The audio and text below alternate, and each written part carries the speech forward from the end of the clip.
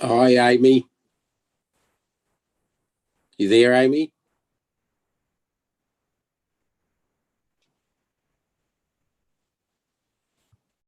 Hi. You're mute. Oh, you're on the phone.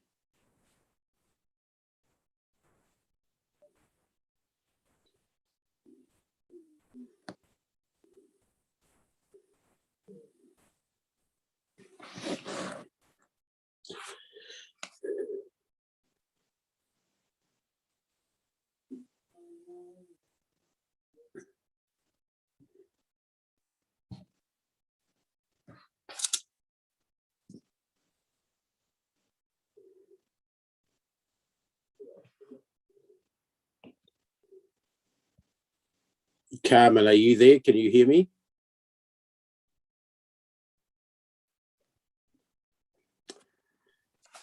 I can confirm that I can hear you.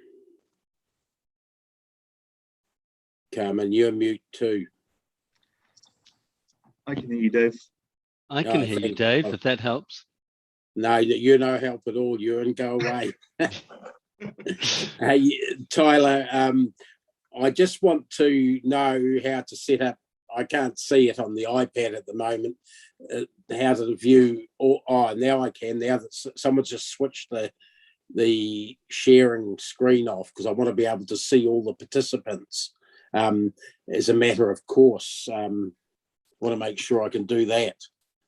Yes, so we'll only be sharing when we have to, which unfortunately leads to some people being cut off from the video. So we'll be sharing as little as possible so that you can see everyone. In my case, though, that could be a problem if I'm cut off from seeing people. Hey, how do I? Because I'm going to try to chair the meeting. Can I be made an administrator or something? If you hit your participants button, you can still see who's there with all of the signs next to it. Yeah, it's sorry, on an iPad, it's not that easy to do that because that drops off the screen after a few seconds. And then, yeah, so and then it takes a second or two to come back. So it's not an immediate thing. No. Is there any facility for chairing the meeting? Irrelevant of what status you have, it still does the same on an iPad. So it will disappear. So because I have to do this on the iPad, not on the laptop, because the laptop only, because it doesn't have its own internal modem.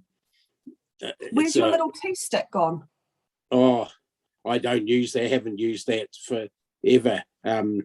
I wouldn't even know how to set it up off the top of my head now. I've still got it, but I just connect to the internet, but that's too problematic here. Because it should be automatically linked, so you just have to plug it into the USB point and then it should connect with that T stick. Well, but for today, we'll just work with the iPad, and what we'll just have to do is only when we show the resolutions, we'll bring it up and put it back down as quick as possible. Yeah, but just because what I'm worried about is not being able to see who's got their hands up immediately. I'll try and keep a list as well, and then I can chat that to you. Yeah. Okay. I can't even get to right now. I can't get immediately to the chat is not something that comes up on the iPad. It's under more, so it's two steps removed. I don't think there's a way to. I don't know of a way to change that. Not on an iPad. Okay. All right.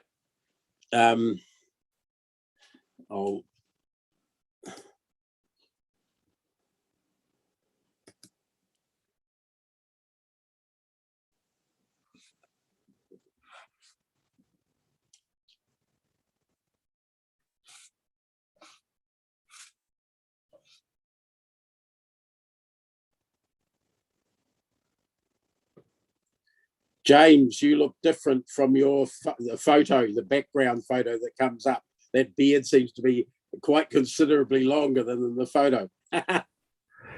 Yes, it's that lockdown winter growth. How's that? Yeah.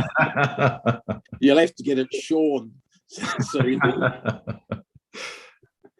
On my list of things to do. Okay.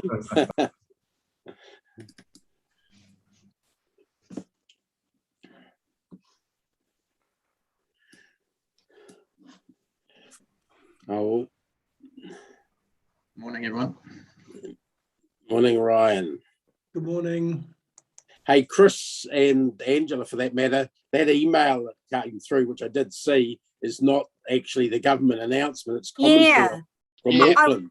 I was just reading it correct, thinking, yeah. I don't understand this. Who sent this one out here? Yeah, I just if I'm getting anything in my intro, I'm just firing it off to you.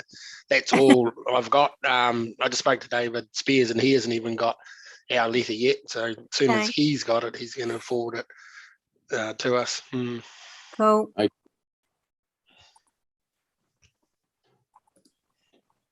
All right, councillors, welcome to the meeting of the Strategic Growth Committee.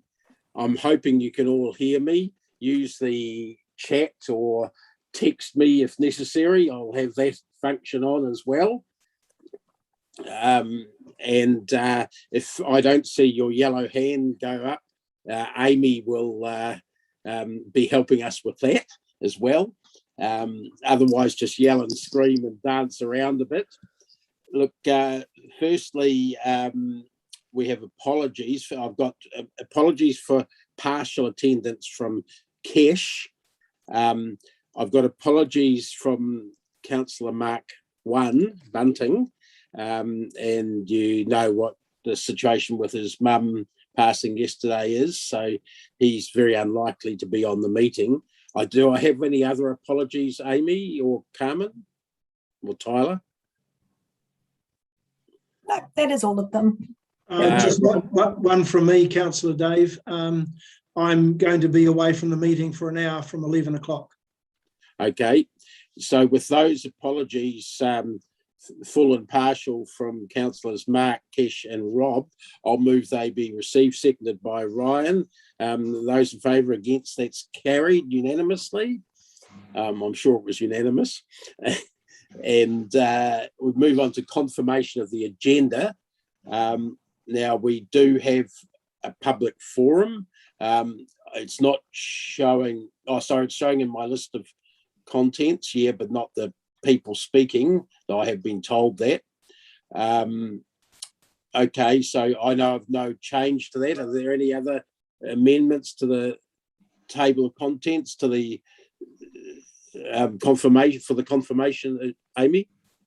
So the only things with it is that we'll be taking item 7 after public forum due to the public forum item speakers speaking to that matter, in that we've got specific times for 2 of our public excluded items. The update on future-proof strategy will be taken at 12, and the Te Awa Lakes private developer agreement will be taken at 11:30 to accommodate our external presenters. Thanks for that, Amy. All right, with those notes, I'll move the agenda be confirmed, again, seconded by Angela.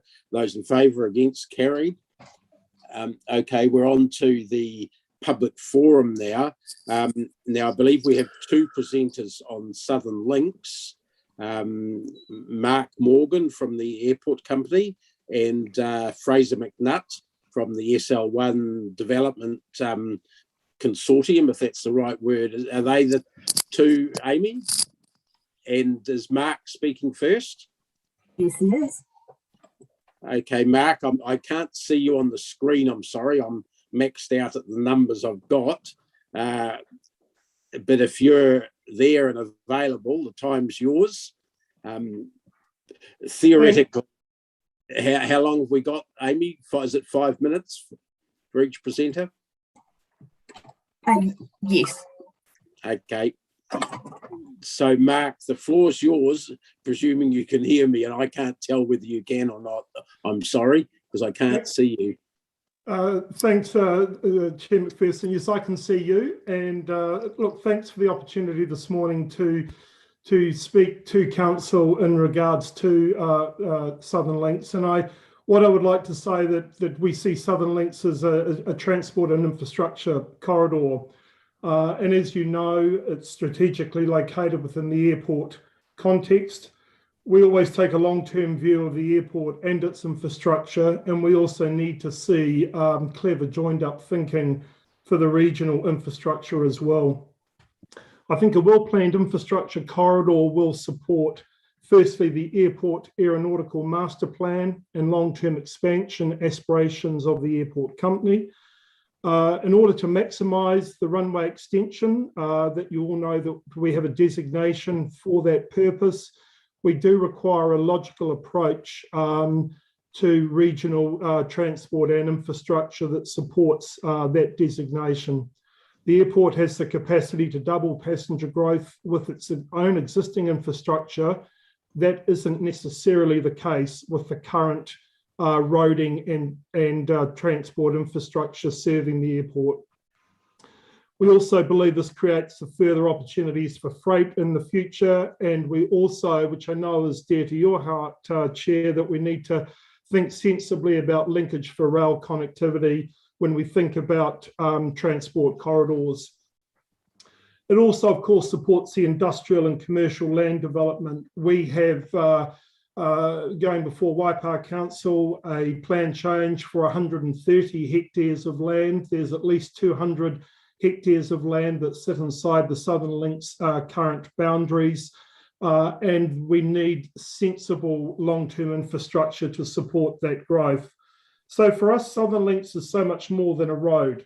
It must be seen as an important infrastructure corridor. It has the potential to provide, firstly, a multimodal transport network, including public transport, cycling, walking, road traffic for freight, highway traffic, and of course, commuter traffic.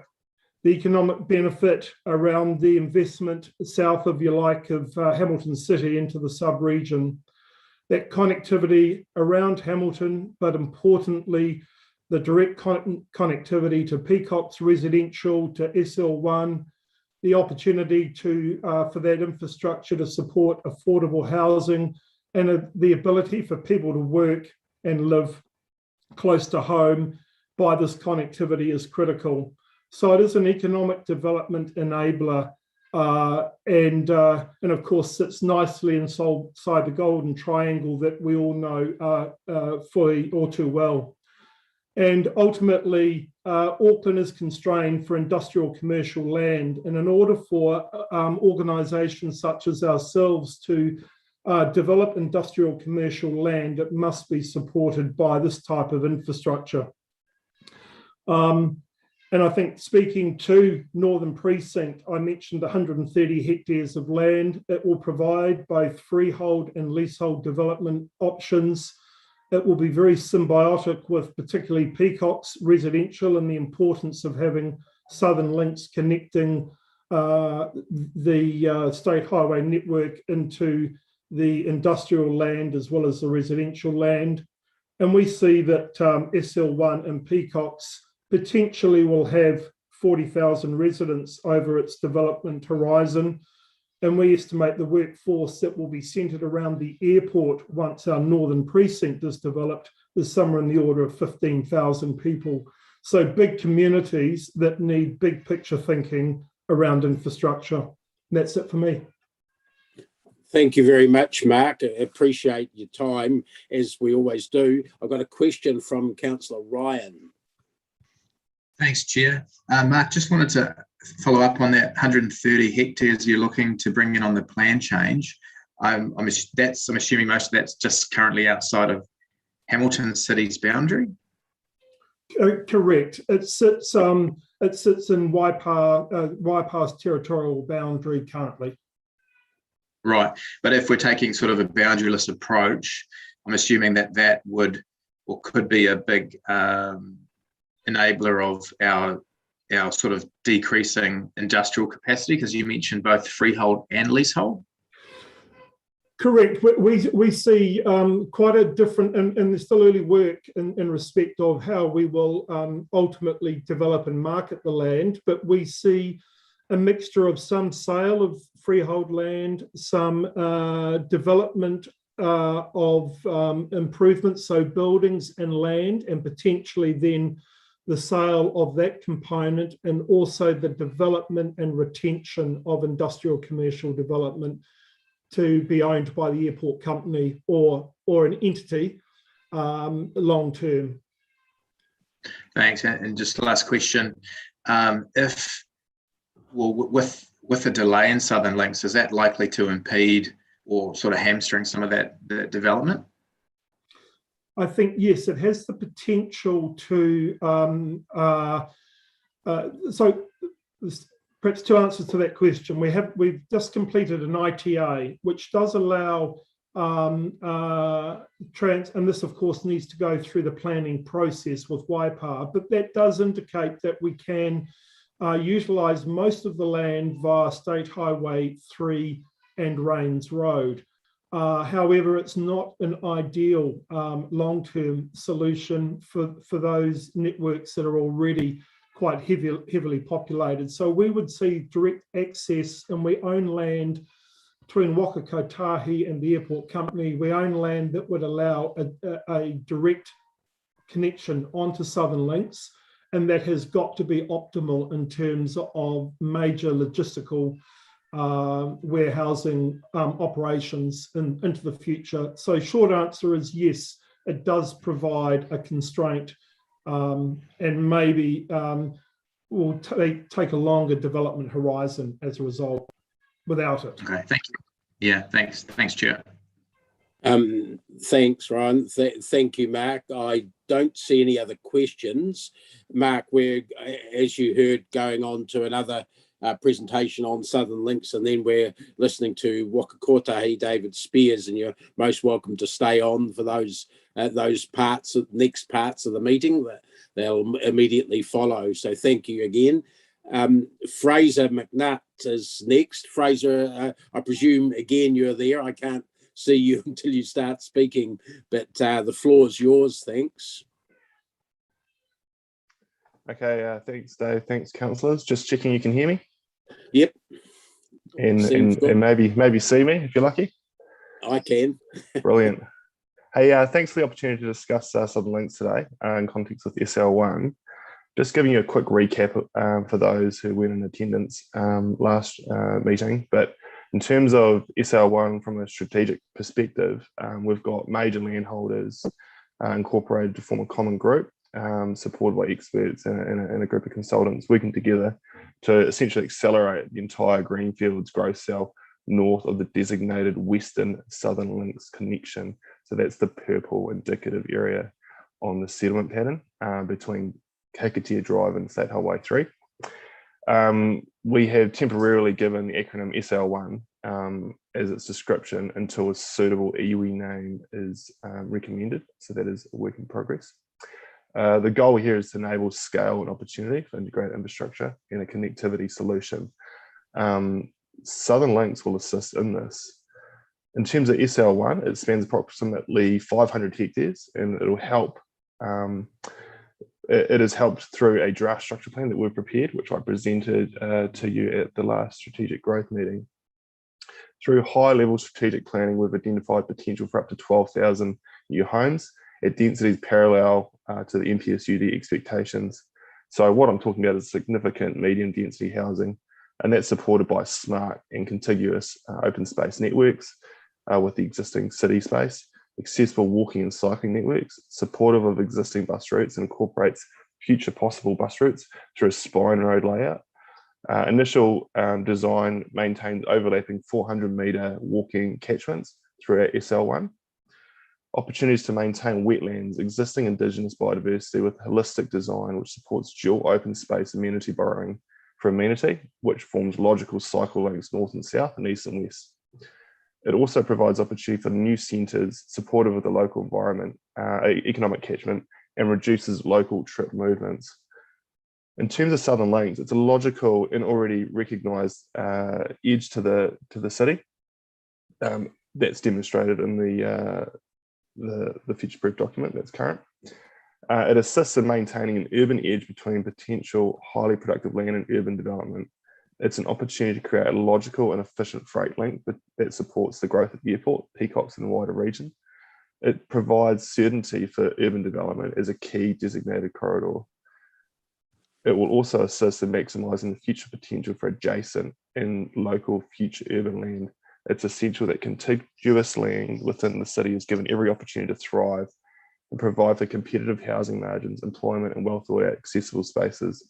The progression of Southern Links will assist in development and will help provide for this. It's my view that a well thought out, smart development within the city and on the edges is holistic, it's well thought out, it's strategic, and it incorporates in this instance SL1, the airport precinct, Peacocks, and Southern Links together. It's my view that those 4 key items will assist in providing the development of the southern precinct of Hamilton. And I won't present any pictures. You've got the documentation from my last presentation. So that concludes my chat. Thanks, Fraser. Just a question from me. Do you have any comments, thoughts on what the situation would be for the SL1 group of developers and that whole project if Southern Links is delayed appreciably? Yeah, well, I guess the first thing that comes to mind is uncertainty.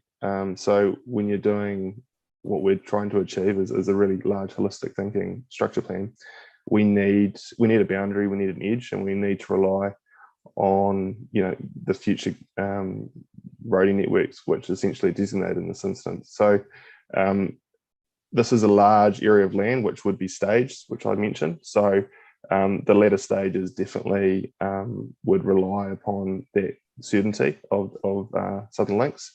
So it's something that we would use in terms of modelling from a traffic perspective. But taking a view of all the MPS documents, the UD, you've got biodiversity, fresh water, and we need that certainty, and that's something that we need now to plan for the future. So without that, I think it would definitely hinder and create some uncertainty around our planning and our expert reporting. So yeah, it's definitely something that we would support and we really would and enjoy further discussion on. Thanks very much, Fraser. I don't have any other questions listed. Oh, sorry, Ryan. Thanks, Fraser. Sorry if you mentioned, but your development SL1, was that circa sort of 10,000 units at one point, a residential supply? Yeah, circa 10. So upwards to 12,000, depending on current MPS documents. For instance, MPS freshwater NS. There's a discussion document that came out last week, which actually supports further urban development, which reduces the requirement for, protection of wetlands. So that's just an example of the changing sort of landscape nationally at the moment. So we were quite conservative initially in our structure planning, so wider buffers around those areas. But that's just an example of how we can look to intensify and best use land. And also we're looking to maximise medium density within greenfield areas, which is in line with the UD. So yeah, what I've got here is upwards. I think did I say upwards of 12,000? I think dwellings. Right, and you're sort of familiar with our draft urban growth principles, where we're looking to maximise affordability, value uplift for the community, those sorts of things. Absolutely, yeah. We want to create competitive price margins. I think I mentioned as well. So that's range of typologies and making most efficient use of land. Yeah, absolutely. Great, thank you. Thanks, Chair. Okay, thanks very much. I think, yes, that's all the questions I have. Thanks again for your time, Fraser. And again, we're going to move on to item 7, the report from Waka Kotahi, update, I should say, on Southern Links. So you're most welcome to stay on the call, councillors. So we'll move to that item 7 now. And we have, as a guest this morning, David Spears. I'm not certain that I've got the title right, but it used to be called Regional Relationships Manager, but that may be different there. The director, possibly Chris, anyway, is going to introduce the item, I believe. Yep, thank you, Mr. Chair. So as you've indicated, David Spears is our Director of Relationships, is going to present to us. So the report in front of you has just got some background information on the history of Southernlink, so hopefully you found that useful. So just to recap, Southernlinks is a network of designated transport corridors across Hamilton, Waikato, Waipa, and also including the state highway network. It includes our Peacocks arterial network, including the new bridge over the river, which we have started, and we're enjoying a healthy subsidy from Nzta. I think this report is principally about the state highway component of Southern Links. The designation was concluded in 2016 with a 20-year lapse period, so we've got about 15 years to run on the lapse period. So just finally, I've attached in the report the project objectives at the time, the designation objectives. So that attachment is as reported to Council in 2016. So a lot of time has elapsed since 2016 in terms of transport policy. So look, I'll with that, unless there's any questions, I'll just hand over to David and ask him to just give us a bit of a status update on where they're at.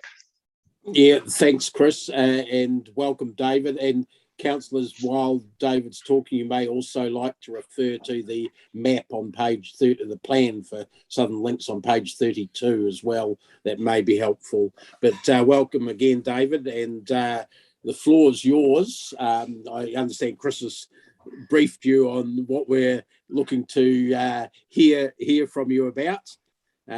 So thanks, the time's yours. Okay, thank you. Good morning. I don't know if you can see me, but hopefully you can hear me at least. We can see you as well, I think. Yeah. Excellent.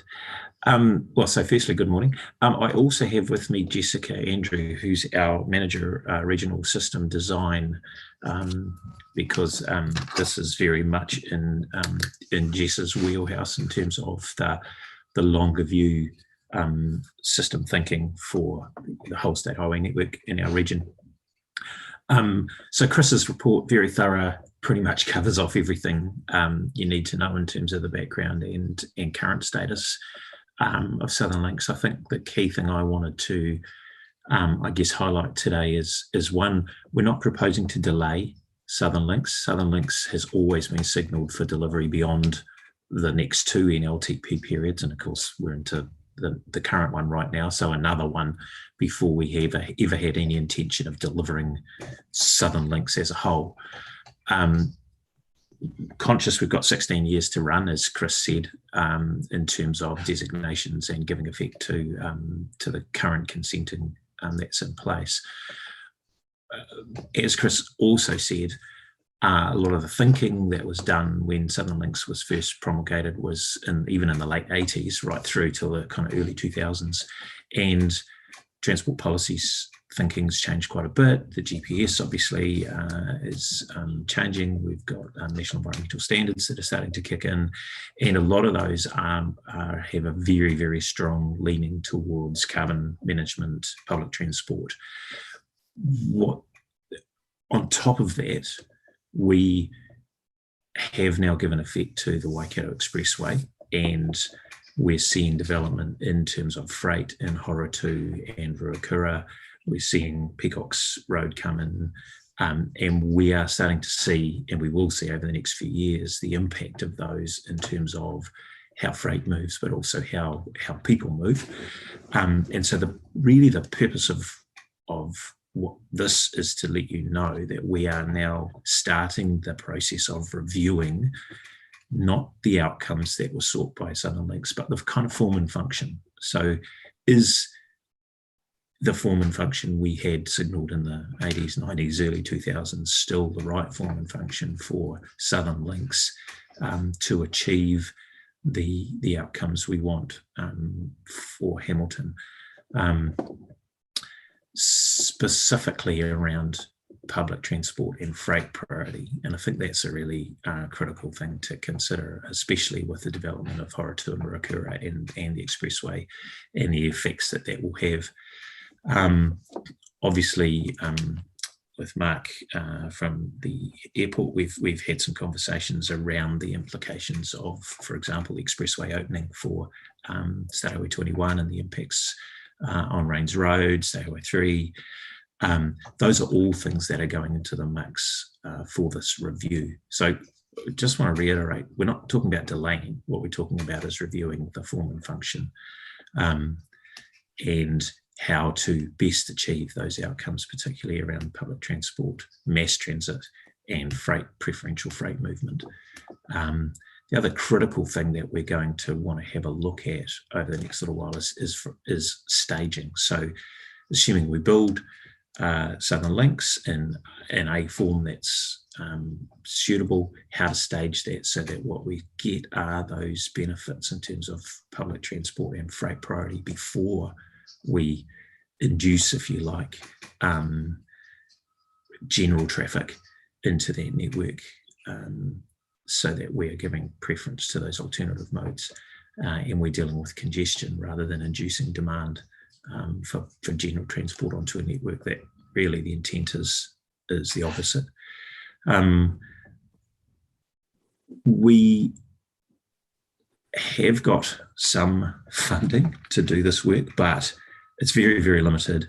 It is only really, and Jess will probably kick me under the table, but it's only enough really for us to do this first assessment. The critical thing about that is what will then lead us into the next NLTP and putting up the budgets we require to do the detailed business case work and into implementation in the following NLTP periods. So that in terms of next step, we'll do that review. We're going to gather up the information we have at the moment. We will be doing some monitoring around how the traffic movement alters with the expressway in place and as Ruakura develops. And then obviously the wider spatial planning exercise around some of those really key joiners for Southern Links to work. So Southern Links, can't remember who said, is for us as a state highway project. It's not just a state highway project, it's also all of those joiner roads, all of those joiner transport networks are critical to make it work. So once we've done that review, we'll then obviously with yourselves and with the key stakeholders start talking about how do we move this project forward in terms of form, function and stage delivery.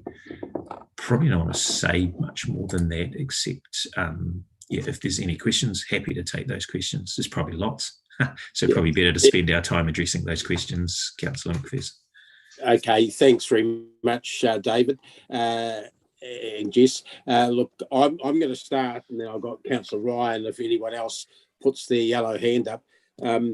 I just want to clarify a couple of things. As a member of the Regional Transport Committee over the last decade on and off, I clearly recall discussions there making Southern Links in fact, the second priority transport route in the Waikato.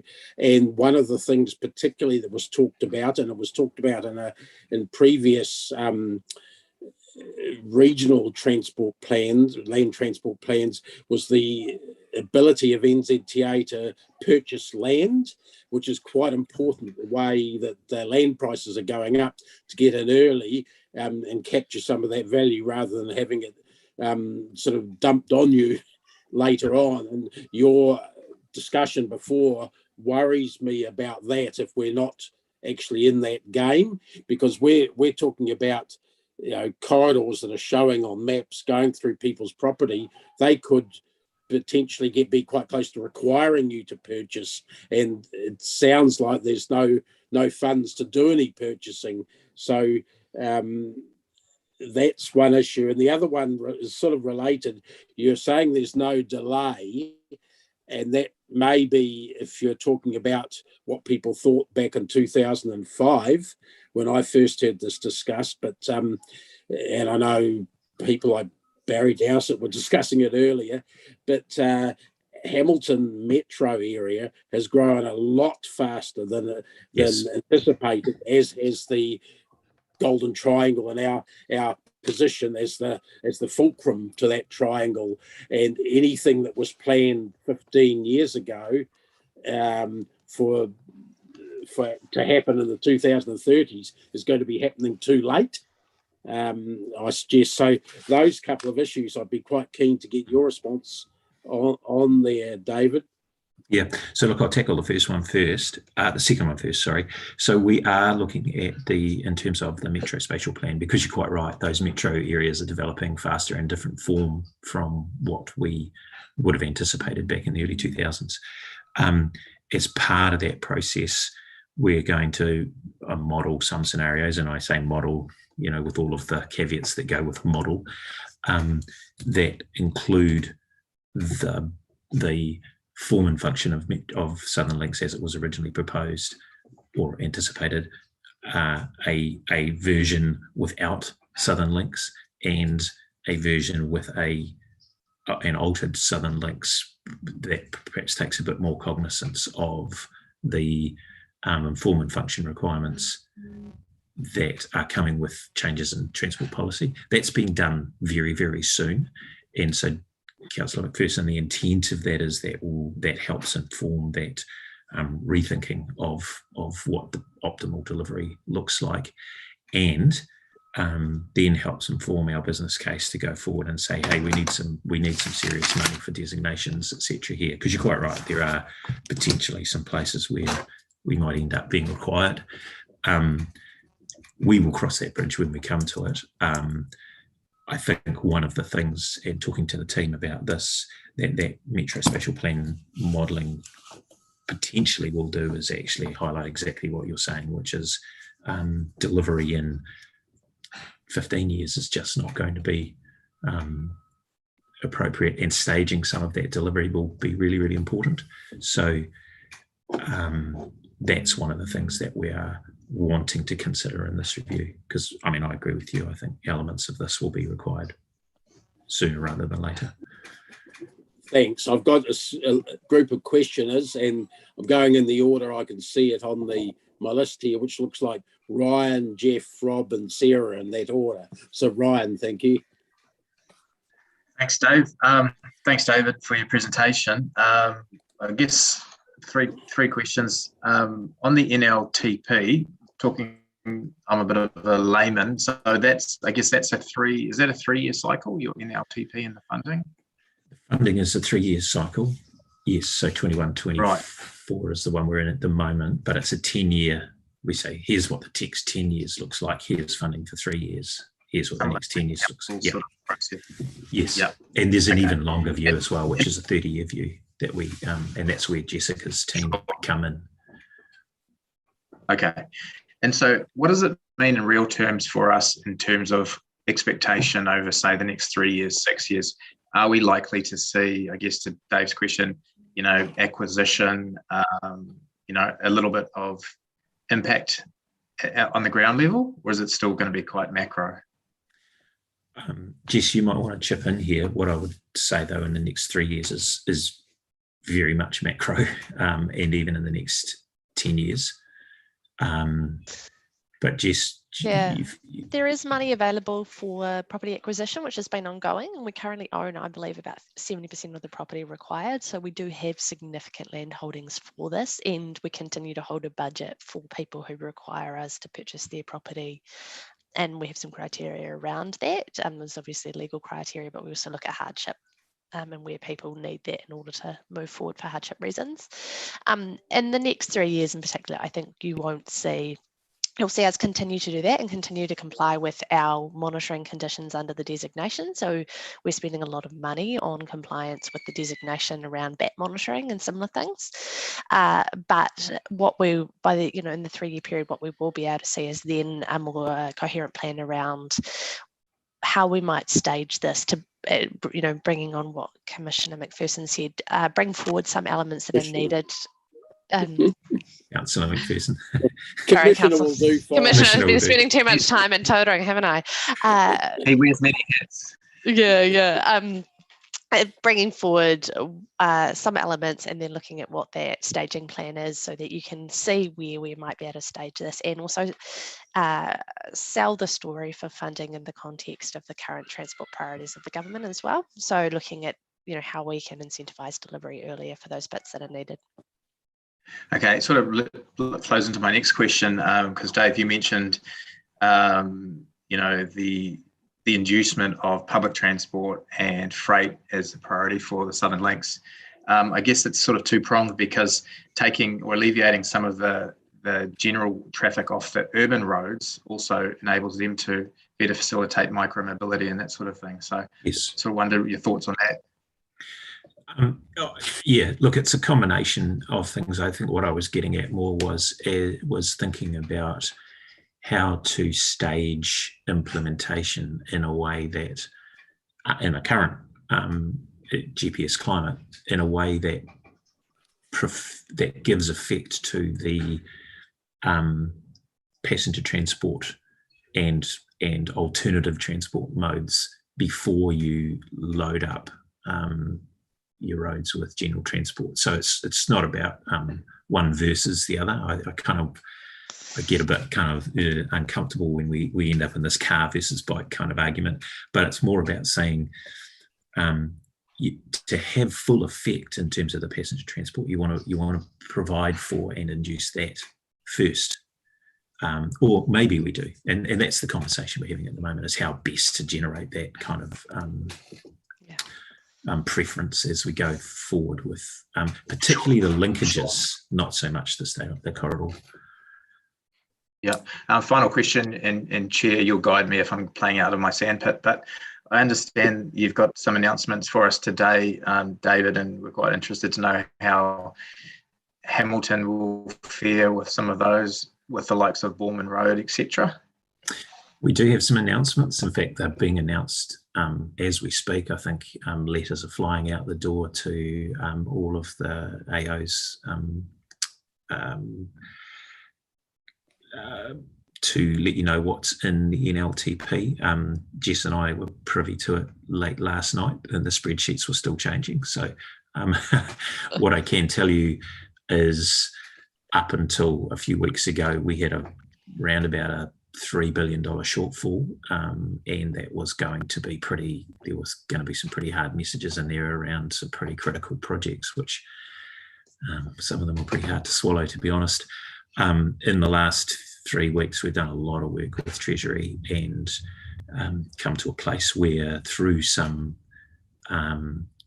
borrowing, we were able to bring just over $2 billion back into the investment, and that means that for most regional transport committee or regional transport plans, the funding is between the high 60% and the 90%. In terms of Waikato, it's at the high end of that, and in terms of Hamilton, I think you've done very well.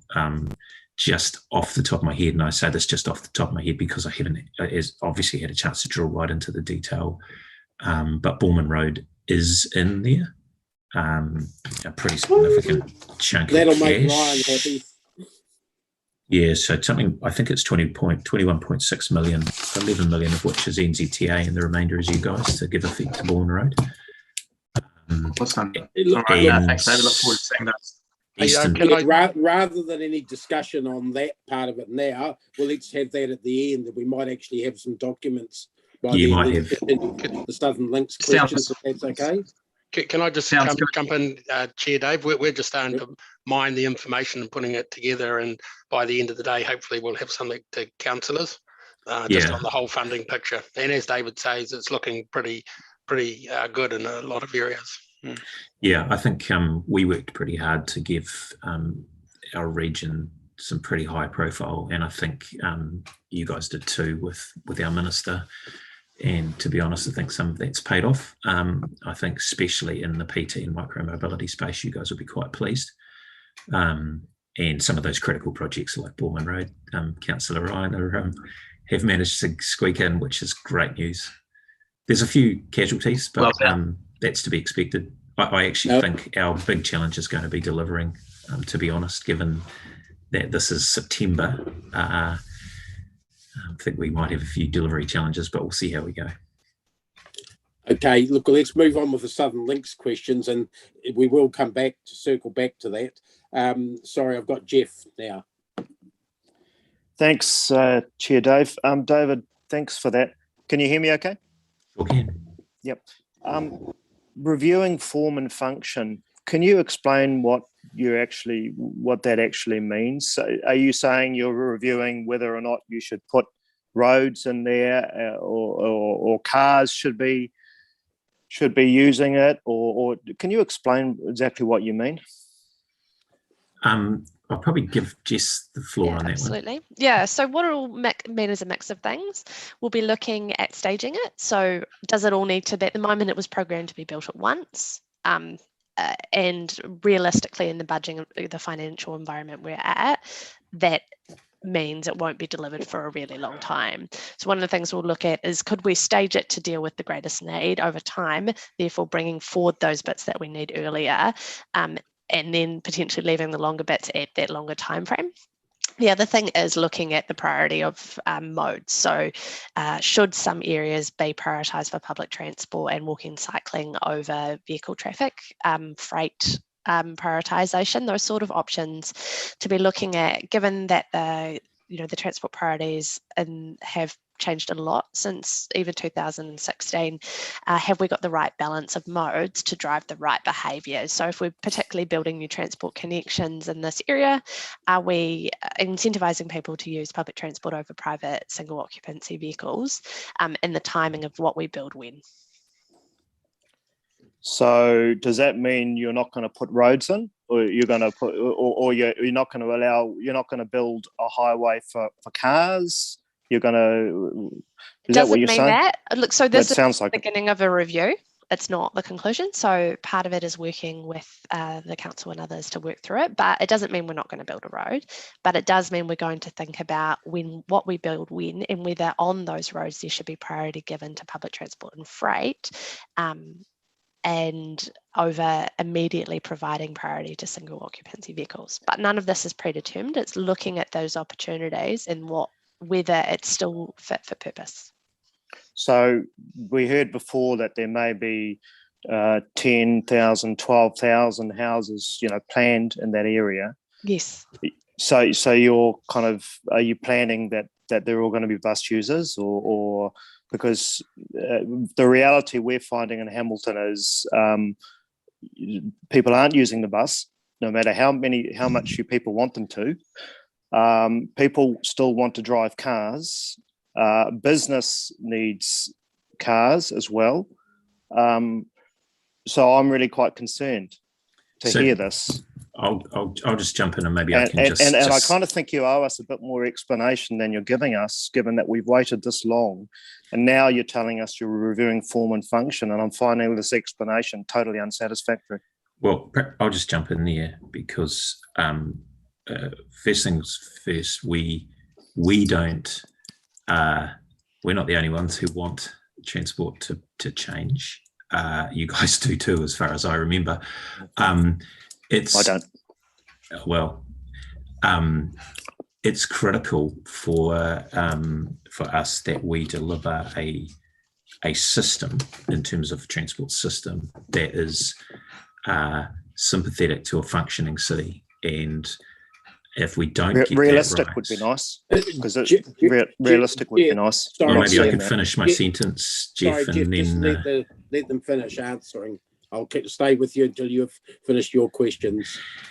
And if we don't get that right, we will end up with congestion. We will end up with a lost productivity in terms of commercial and industrial transport. We know that, and we've seen that plenty of other places. So the form and function is about what is the most efficient and effective system we can deliver for everybody. And that's why I said I get a bit uncomfortable when we start talking about cars versus buses versus pedestrians. It's not that. It's about a network that works to deliver the whole, including cars, and this is, a conversation we've been having in Tauranga at the moment as well, is For example, your small commercial vehicles who have to get around, your couriers, your plumbers, etc. So this is about making sure that, and that's why I said before, one of the critical things for us is not just the state highway network, it's also the connections and making sure those internal connections are the right ones and are staged so that we deal with that private vehicle usage. And you're right, people will continue to use their cars, and unfortunately, in New Zealand and in Hamilton particularly, we seem to love our cars more than anything. But if we want to induce more public transport, we've got to produce a system that works for people, because they won't use it if it doesn't work and if it's not easy. So that's part of that form and function. You can't force people to use something if it doesn't work and if it's not efficient. And we know that. So it isn't part of the imperative for this infrastructure, state highway infrastructure and Southern Links, to lift some of the congestion away from what we're getting on the local roads in that area? It is. Yes, it is. It's to remove that traffic from those highly congested local areas and make it easy and efficient to get around those, if you like. Absolutely. And that's part of that form and function conversation, and whether that's still going to work in light of development that's already occurred, in light of the pull that Ruakura and Horatu will create, for example. Yeah. Oh, okay. Thank you. Thanks. Thanks, Councillor Rob, please. Yeah, thanks, Chair, and thanks, David and Jess, for your presentation. Just a follow-on question from the Deputy Mayor.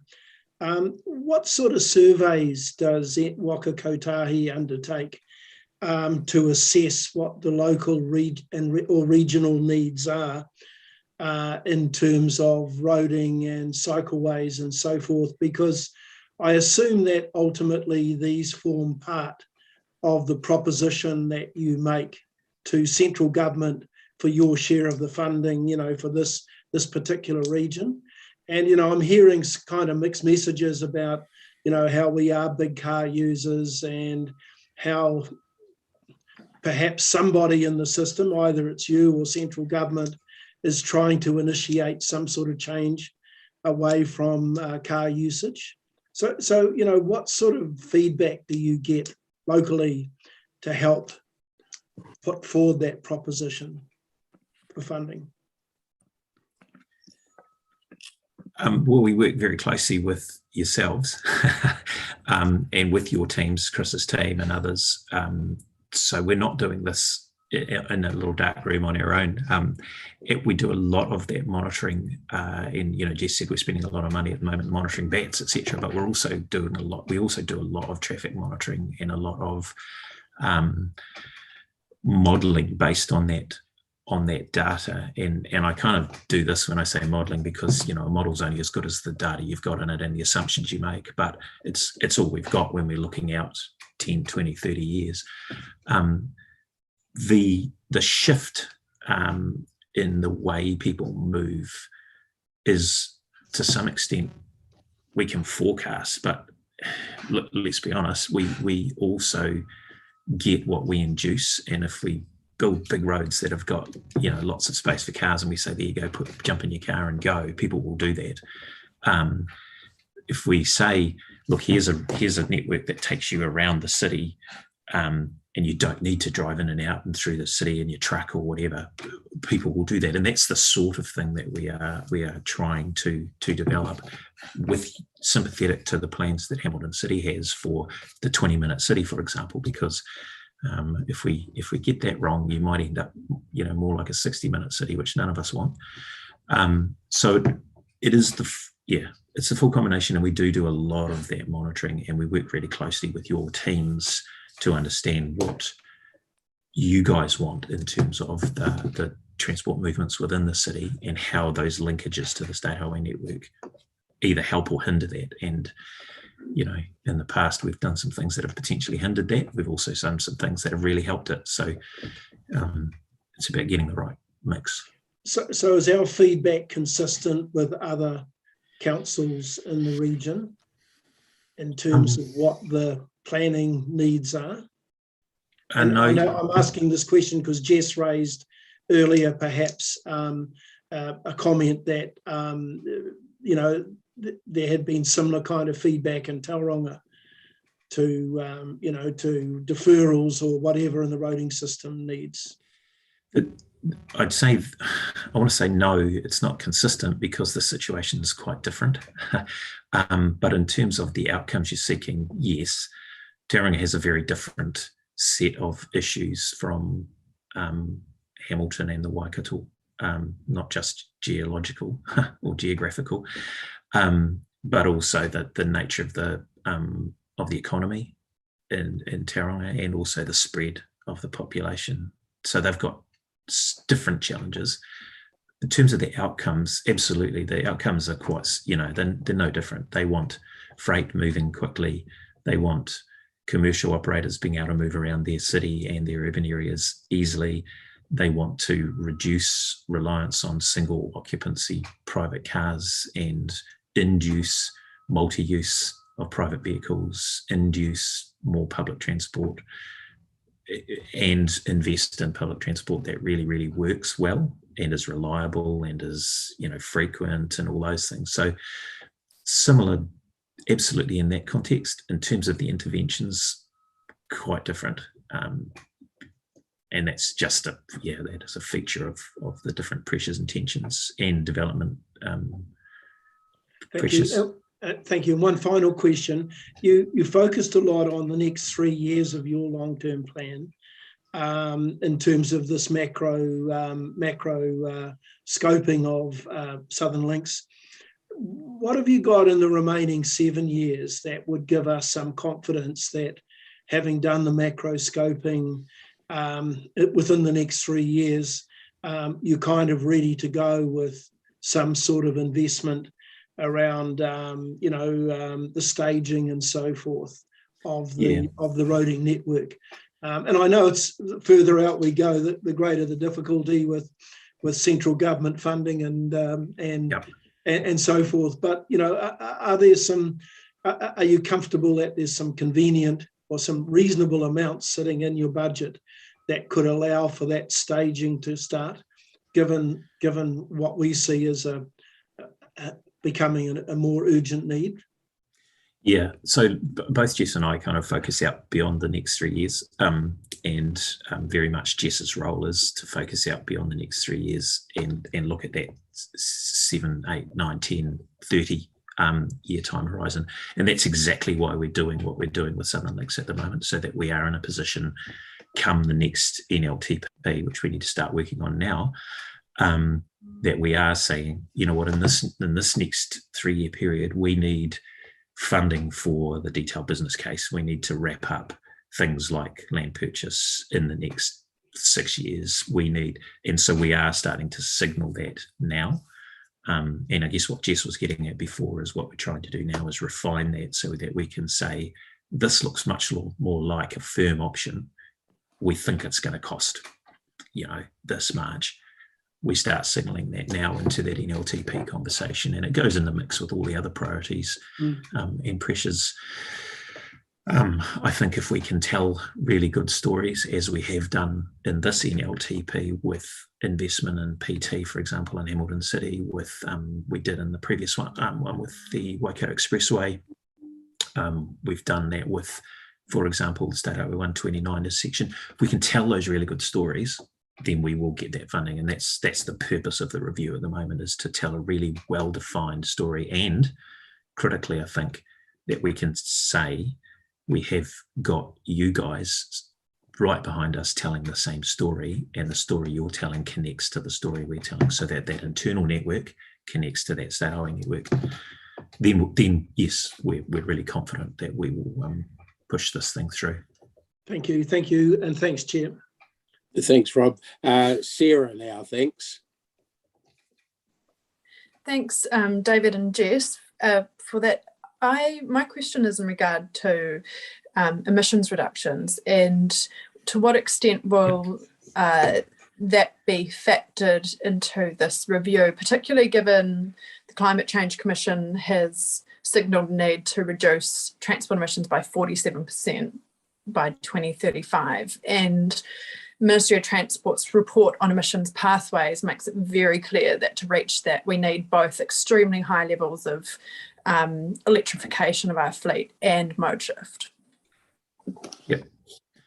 So perhaps I'll have a broad punt at that, and then Jess might want to give a bit more flesh. But we are really being driven by that expectation that any business cases that we put forward from now on, and any system design we put forward from now on, has got to address that issue, Councillor Thompson. And that, again, part of the reason that we are sitting down to do this review is exactly that, those GPS expectations around carbon reduction. The fleet on its own won't make that difference, just because of the lag time for us in terms of shifting people to electric vehicles, et cetera, et cetera. So form and function becomes critical, and that's about staging, and that's about things like population density in the right places, which is why we have to sit down with you guys and have those kind of conversations around what does the city look like, and then what's the transport enabler. So yeah, it's a huge component of what we will have to do over the next 3 years. I would say probably the primary driver in terms of thinking about providing. But bottom line is, electric cars drive on roads, electric trucks will drive on roads, but those roads have got to be done in a way that doesn't induce congestion, that enables PT to be really efficient and effective, enables those other forms of transport. Yeah. Thank you, David. And the other question I have linked to this is, I guess I come to this with a little bit of cynicism in reading the original objectives of this, and I guess it's good to hear there's acknowledgement of induced demand now, and so needing to actually actively look at that. But the other issue is, when we constructed Wairere Drive, part of the logic there was then that Peach Grove became this, biking, micromobility, PT corridor. Now we've got more traffic on this than we used to, and we're going to have a hell of a fight to actually, people won't remember or care that that's what the plan was, to actually get that into a state where it does provide for those transport modes. So I guess my question is, are we able to, if part of this, the objective is to free up, these other existing parts of the network for PT and micromobility, that we actually do that work first, or we lock it in and it's actually hand in hand, so one's contingent on the other, so we don't have the same kind of history repeating? Yes. So ironically, I was having that very conversation with the transport planning team this morning, both Jess and I, and we were specifically talking about your example. And it's the perfect example of why staging is so important, and making sure that you induce the demand for one mode of traffic before you provide the other, for example. So in a perfect world, the situation with Wairere Drive would have been reversed, and we would have done that at the same time, or stage one slightly before the other, instead of 10 years after the fact. And we acknowledge that that's the situation we're in now, but that's exactly why it's so important that Southernlink's and any transport network is designed with that staging in mind. Okay, and particularly in regard to PT, will that involve also the assistance with increasing service levels? Because we have seen becomes more frequent and reliable, people use it, but so it's not just the infrastructure, but this has to be also. Yeah, again, that's part of that process of developing a business case. Obviously not in this NLTP, but going forward, and that's where Jess's team come into play, is what do we need first? And in that business case, do we need to signal an investment in enabling more frequent, more efficient public transport before we then put the investment into building a road, for example, and that's what I'm talking about when I say that induced demand for different modes. So it's not one or the other, because we do need both, and we acknowledge that we all need both. It's how do you maximise the uptake of one before you introduce the other for the remainder. Yeah. Okay, thank you. But there's a lot of, yeah. I'll just say there's an awful lot of work to do to get that right. And you guys will be a critical component of that for us. There's just no way we'll do this on our own. So it's going to be critical that we're arm in arm on this. Thanks. Mayor Paula, please. Thank you. Good morning, everyone. We've just been sitting quietly in the background so far. David, my questions relate to the transition that you're talking around with mode shift and keeping all modes active until you can get that transition period. What differentiation does NZTA make with retrofitting transport versus new transport? Because we could do a really good job in Peacock. I hope we do. I hope we learned something from developing in Peacock and put it in place in the beginning. But with, Sarah was talking about Peach Grove Road, retrofitting that now is going to be some work, all right. And the other question is around, I'm very cognizant of two things, actually. There's the post-COVID world, which won't look what it did before, supposing there may be variants, supposing it has a long tail, supposing people have to move around the city slightly differently, how that's factored in. And the second thing is, that I'm a big fan of separated cycle, scooter, whatever other mode, electric skateboards, whatever.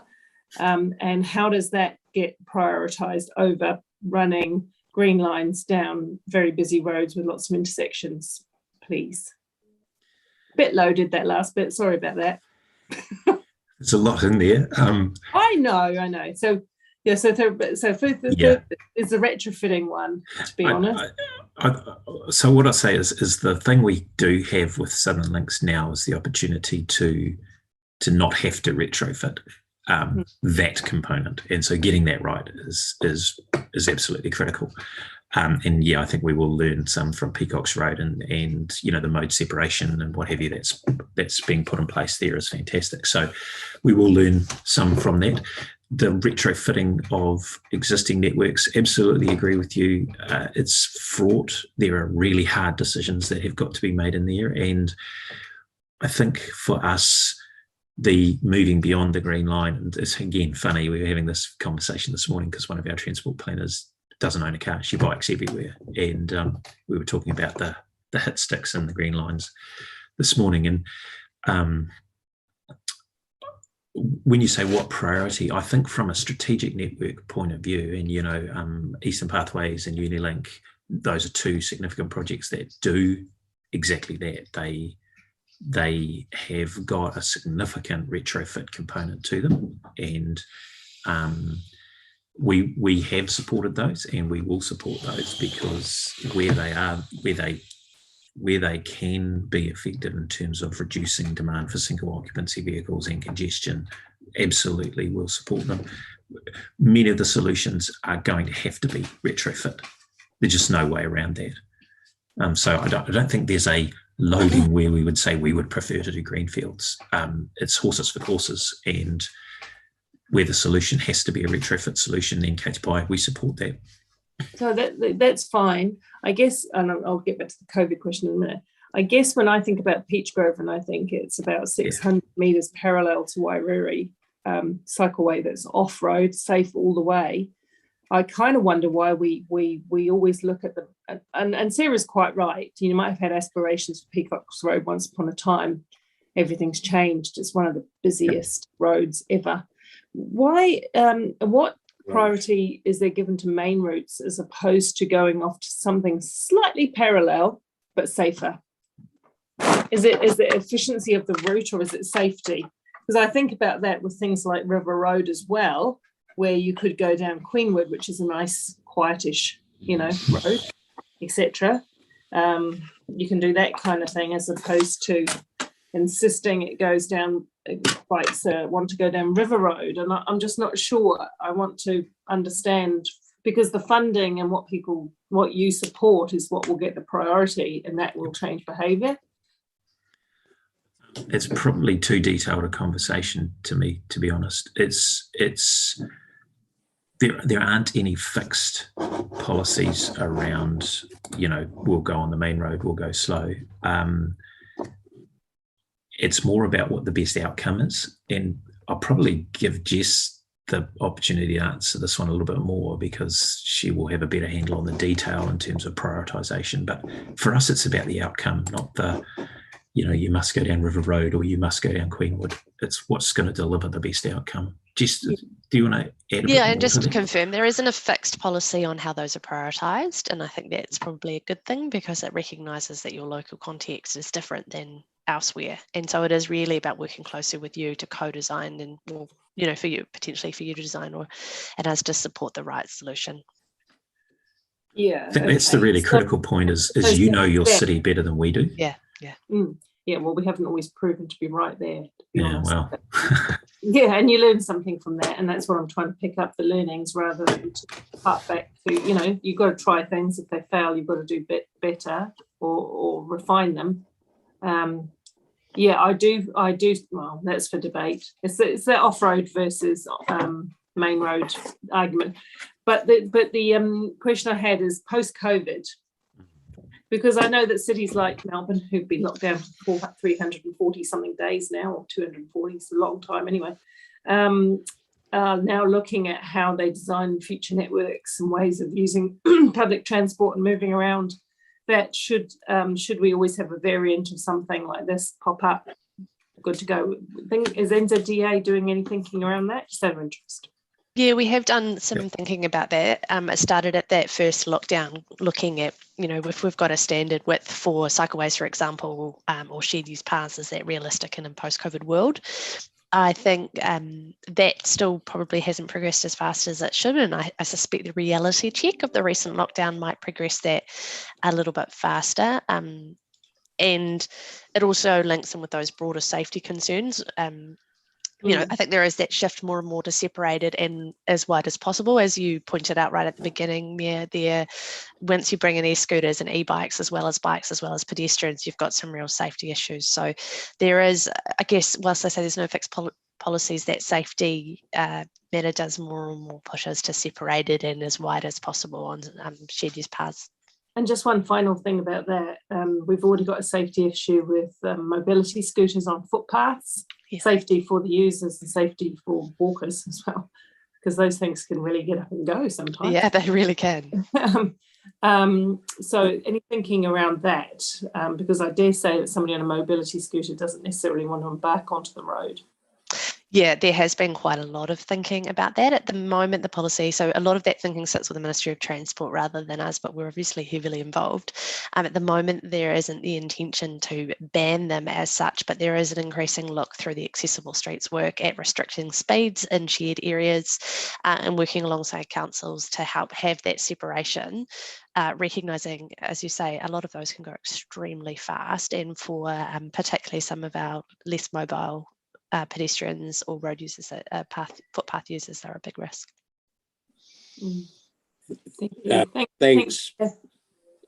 Thanks, Paula, and trying to focus here a bit on, at least on Southernlink's Martin's question. Sorry. Got waylaid by others. Sorry. You did. No, Mr. Chair. I've received guidance from you around conciseness. Can our presenters just I just want to thank our presenters. A really good presentation in terms of the discussion that ensued. Thank you. Okay. Look, I had a couple of specific questions relating to Southernlinks. One of them was to you, Jess. You mentioned, as some of us think, that you thought NZTA Waka Kotahi had purchased about 70% of the land it would need for Southernlinks, which surprised some of us because we had been hearing in the range of 30 to 40% currently owned. So could I just double check that with you? Yeah, I can go back and double check. That was the figure that I was given. I checked, having been asked by somebody recently, I checked and that was the figure I was given, but I'm happy to go back and confirm that for you if you'd like. Yeah, if you wouldn't mind letting our staff know, perhaps, whatever channel you have. I'll provide that to Chris Allen. Yeah, thanks. Look, to David or Jess, one of the elements of Southern Links, if you're looking at the map, is the north-south road that goes through the Peacock development, the main sort of arterial through there that starts off at the big Southern Links intersection, and that's being looked at as a key PT route, both from the airport precinct and from south of the airport. When you're talking about phasing or staging, would it be likely that something, I hasten to add for Jeff's benefit, it's not PT alone, but it's a PT priority, is the way it's been explained to me. Would that be the sort of thing you might look at phasing early if it provides a major PT benefit? Is that the sort of thing you're potentially talking about? I'm not saying you've done the studies yet. Yeah, we haven't done the work yet, obviously, and I don't want to predetermine any of that because we really do actually have a open mind. But that is exactly the sort of thing. If it would provide that trigger to provide that PT connection and other, relieved congestion, provide the connection for both the airport and the developments around that and Peacocks, could be good reasons why that might be something that we can bring forward to enable that. Okay, thanks. Look, another question is something that doesn't show on the map provided by our staff, and I've had great trouble getting the map makers to show it anywhere at any time, is the future rail connection to the airport. So the question isn't will we build a rail connection, it's will we reserve land/space for a rail connection which delivers potentially in the future some significant benefits in the areas of freight, connectivity with Auckland Airport, including the potentially addressing the issue of what is Auckland's second airport. When are we going to see how rail fits into this Southern Links picture? So, it's an interesting that line is not on the map, Dave. I'm with you there. Look, at the moment, we're not the controlling authority. And so for us, part of the process over the next 3 years is closing up the gap between us and NZ Rail in terms of expectations. We would never preclude that as a critical part of the wider transport network, whether it's Southern Links or not,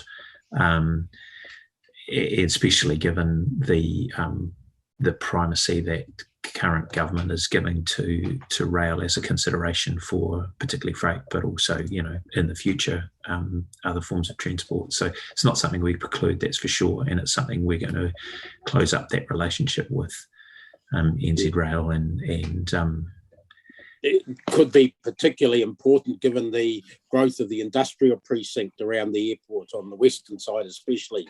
But could I ask maybe more specifically, is it possible that the road corridor W2, that's the western part of Southern Links, is wide enough to accommodate both road and rail and micromobility for that matter? I think that'll form part of that process that Jess is leading. Yeah.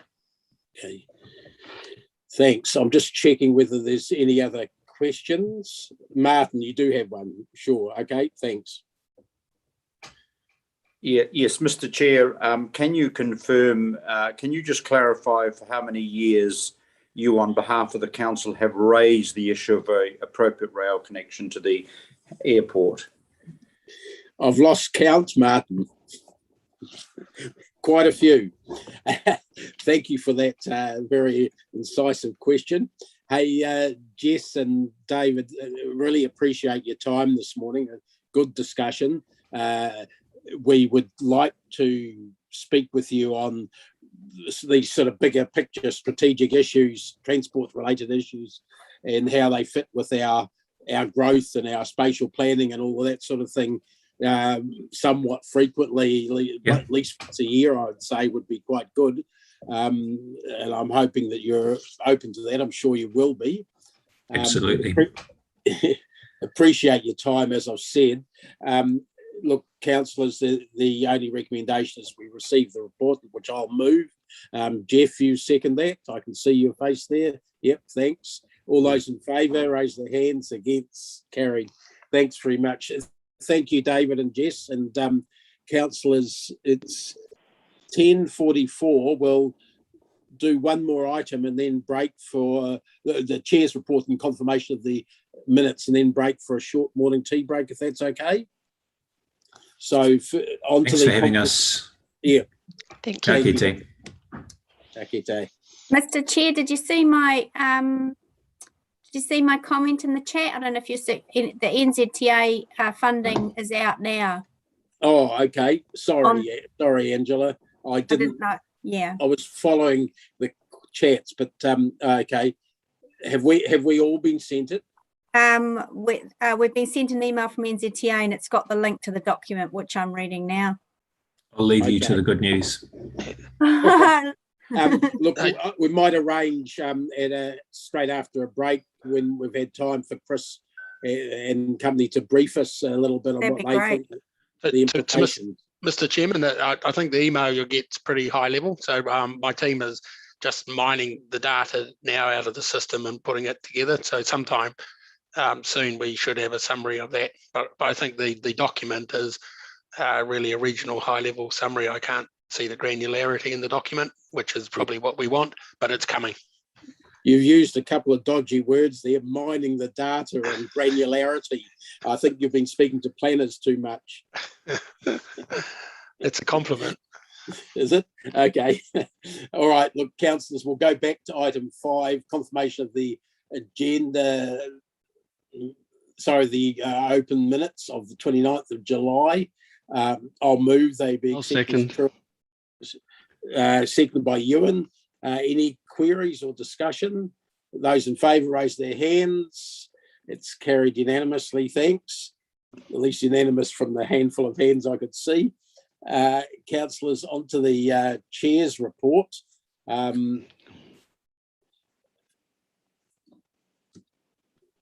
So I'm not going to speak to that, but we'll take any questions if there are any. I've got, I'll just check the order here of the questions. Councillor Ewan first, thanks. Yeah, thanks, Chair. Look, my question relates to staff.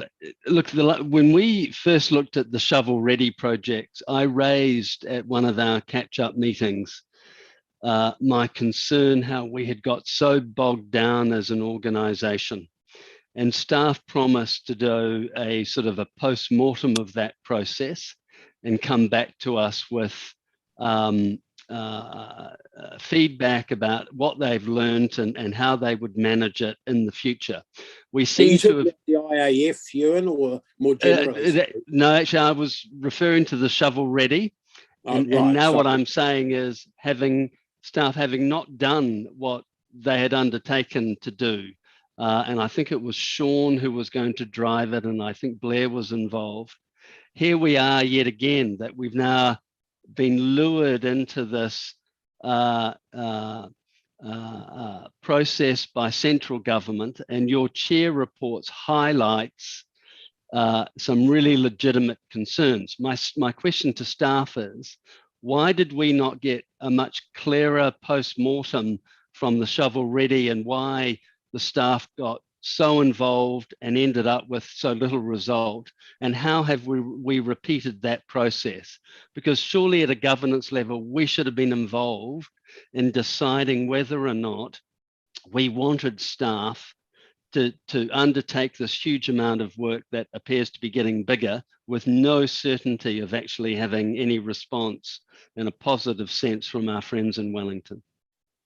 Yeah, thanks, Ewan. I'll ask Blair to respond to that. Probably easiest. It's certainly something that Ryan and I have talked with Blair and others about, the general issue that you're raising, that I've already raised. So, Blair, are you on the call? Sorry, I can't. Yes, I am. Yes, I am. So hopefully my internet's okay. So, morning, councillors. And obviously, we're going to talk about the actual bids in a later item. Councillor Wilson, we did obviously express a lot of our thoughts to the government in terms of this particular process. including how they were looking to run it. Obviously, there was many stages to this. We were disappointed that the expressions of interest process, although it was framed as relatively light, is still quite significant. We continue to advocate to our government colleagues around processes to engage with local government around these types of initiatives. So we've tried to find that balance, and I guess you will recall that we did bring a report to the last meeting of this committee to foreshadow the areas and to seek delegation, and we've proceeded on that basis.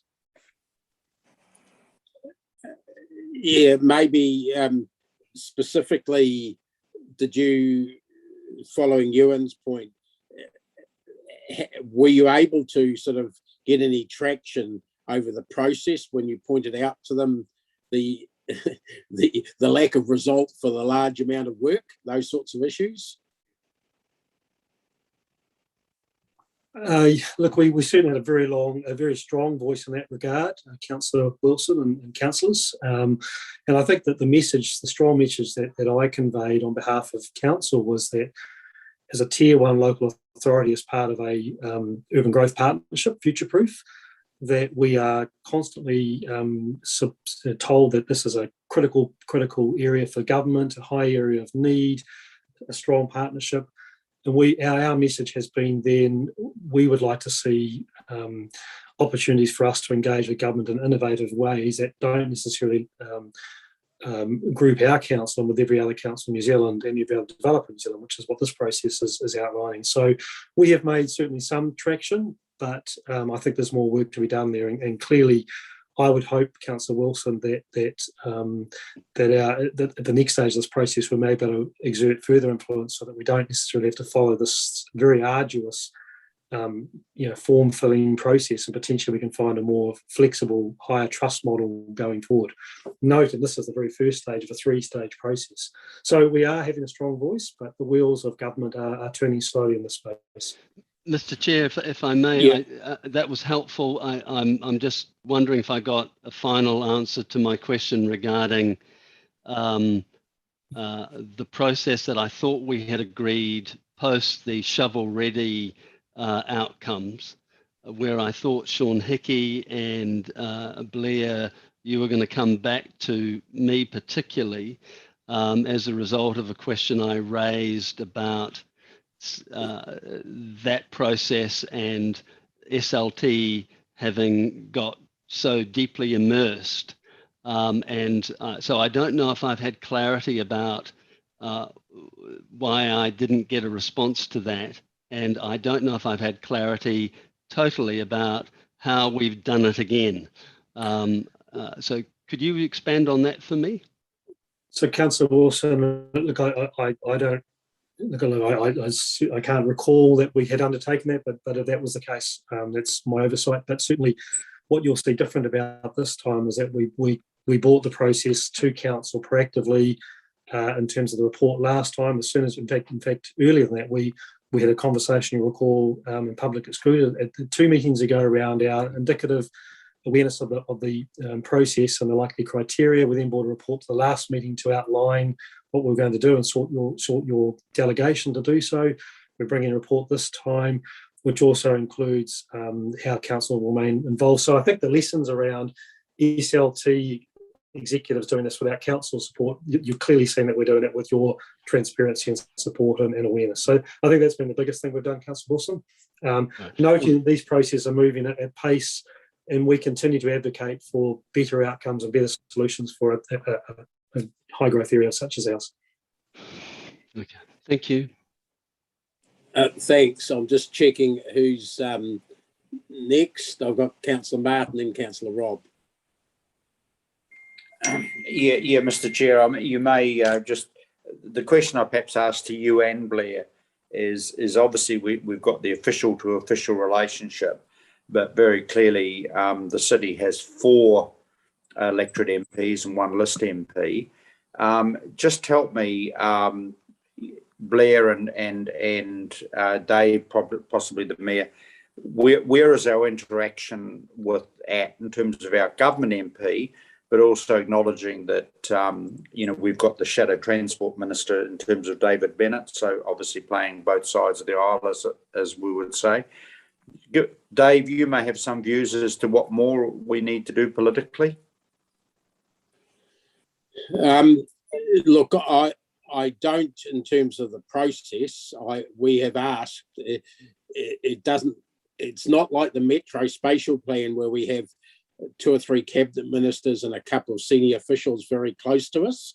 It seems to be driven from further afield from Wellington, and I see in a couple of other areas I'm involved in, the way you apply for funding, even for small things now, is hugely more complicated and lengthy than it's ever been before. I think someone's let Treasury loose on the whole process, unfortunately,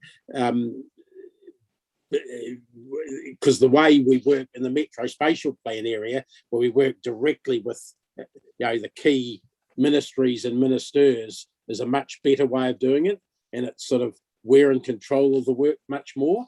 I don't know, Blair, whether you want to say anything on that. Yeah, look, I would say that the most effective voice we have is directly with the ministers who attend Future Proof. So that's Minister Wood, Minister Woods, and Minister Mahuta. And in addition, some of the senior officials that come, Kāinga Ora, Waka Kotahi, Treasury, Ministry of Housing and Urban Development. So that is where we're getting our most effective cut through. And I'll give you an example where Mayor Pora attended recently the regional housing discussion with the ministers and then followed up by Future Proof, where we were actually able to have a very robust conversation around the very topic of the Infrastructure Acceleration Fund. So when we expressed our disappointment and frustrations to the process. So that's where we get the most effective voice, Councillor. Yeah, if I can add to that, thanks, Chair. I think Blair's absolutely right. Where our strength is demonstrating our strategic lens and having those multi conversations with ministers. We have thought about going down again in October. We were supposed to be going down in October to talk with a collective of mayors, and James was trying to put that together again. But COVID actually does stop face-to-face, but I do keep in contact as best I can through other means, and especially that strategic lens is getting us a lot of, how powerful was that to have Minister Woods and Mahuta all in the same meeting, understanding housing and transport together, understanding our spatial aspirations and transport together. That's really, I think, where the best effort is put. But happy also to, as I've said, we've got a couple of letters in process, which was asked to me by council, so we're going to get those away. I haven't seen them from James yet, but I'll follow that up today. Right, look, someone has their radio on in the background by the sounds. I think it's Radio New Zealand from the plummy tones.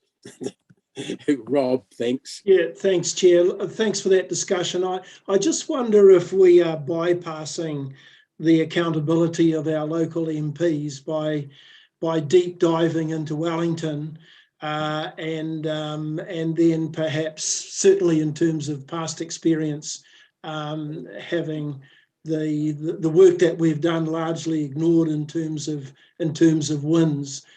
We have got, as Councillor Martin suggests, quite a number of local MPs now, and I just wonder whether some sort of chinwag with them now in terms of this fund application is worthwhile, even though they might not carry perceived wise, they might not carry the same weight as the ministers do. Yeah. Well, you'll see that the last sense of my report would agree with you, Rob. I'm not. That's the reason why I'm raising it, and yet we're talking now about our focus on the ministers rather than these MPs that we've got. So we also do that on a regular basis. In fact, I was with Jamie Strange just before the lockdown, literally that day before the lockdown. GoRav couldn't make it at the last minute. I've been in touch with Tim McIndoe on a regular basis. David hasn't shown any interest in getting together with me most recently, but I will pursue that as well, because you're right, we've got all of those voices there. And I have to say, Jamie has been exceptionally helpful in putting together a number of our visits to Parliament and introducing us to a variety of ministers within the right portfolios and wider. Taking us for lunch there, and we can rub shoulders and talk with many ministers, including Minister Parker, on environmental issues, etc. Okay, so I think we could. But what we could do, which we did in the past through you, Mr. Chair, is have the MPs come to talk to whole of council, talk with whole of council, bring them up to the tea room for a cup of tea, and have any councillors ask their questions. That would be useful. And I'll make that happen at least once in the next 2 months. Is that okay? Yeah. Okay, thanks. It'd be good, Paula, because I'm not sure that the local MPs have been that visible to the rest of council, to be honest. Okay, look, we've got Maxine now, and then Martin with another question. Maxine? No. Can anyone else hear Maxine? I can't. No, I think it's because you're plugged into your headset, is it? I don't know. Amy, are you hearing Maxine? No. Peter? That is now. I've got you. Oh, good. Excellent. Thank you. Sorry, I'm having trouble with my headset, so apologies if there's some technical difficulties. I think I've caught the mayor's PC virus or whatever. Anyway, so apologies to the meeting. We heard from David Spears earlier about the importance of storytelling and about that being really connected and joined up, not just with ourselves, but with partners and, in this instance, government as well. So my question is really how are we using that storytelling in order to be able to really get the ear of our ministers, MPs and other partners that are involved in the process? So, Councillor Maxine, we obviously have a very strong story which we continue to link back to, which is strategically aligned to future-proof and the Metro Spatial Plan. So everything we're doing is hooked off that and how it relates to Hamilton. So we continue to have that very strong, consistent story that we're telling around everything we're doing, and that sort of boundaryless, high-growth metro environment of Hamilton, and how it links to that wider future-proof corridor to Auckland. So that's a consistent story that comes through over and over again in everything we do. Thanks, Chair. Okay, thanks.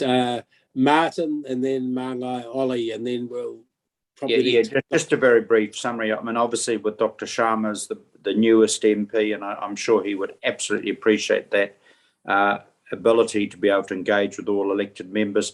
Mr. Chair and also Mayor Paula, can we just make sure that interaction has a degree of formality, agenda, note-taking, etc., rather than just a group cup of tea? We'll work on that.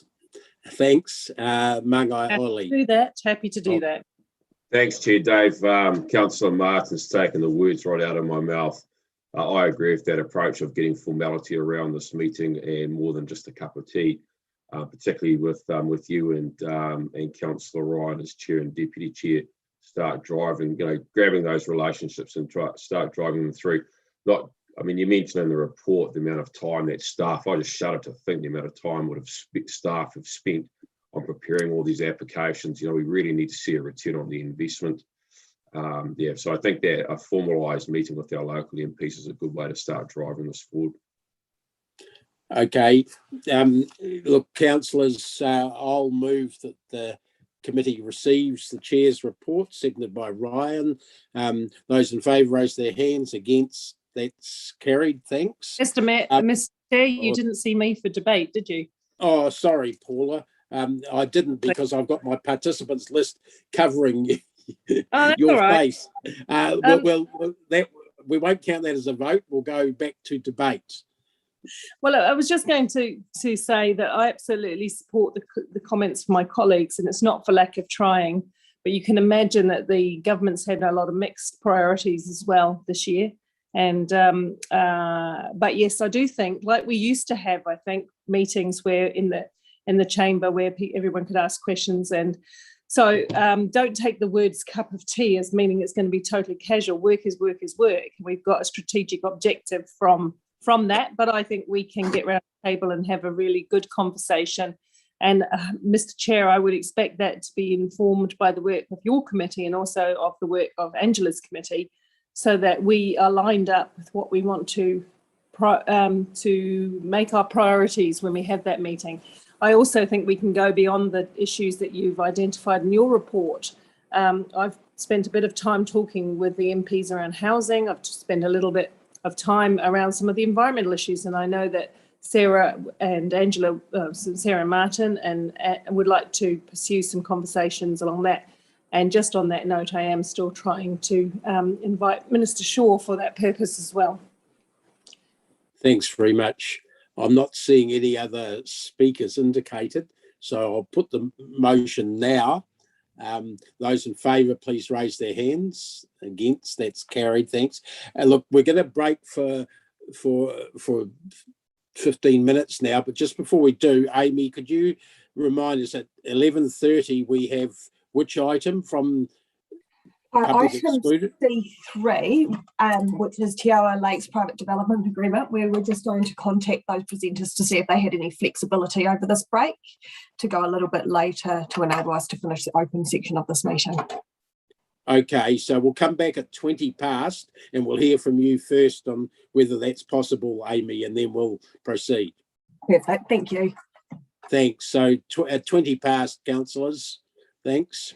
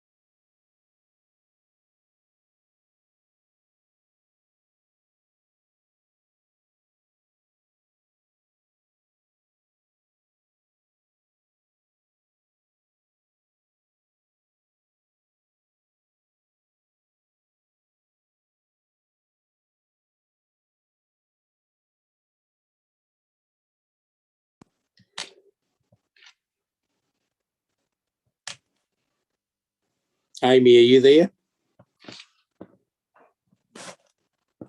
Hello. G'day, were you trying to talk to me?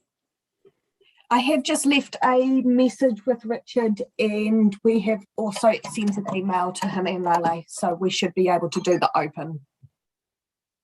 Okay. And then move to them, maybe. So just, I'm not sure that the Infrastructure Acceleration Fund will happen that quickly, and I know Jeff's got a question on the open information.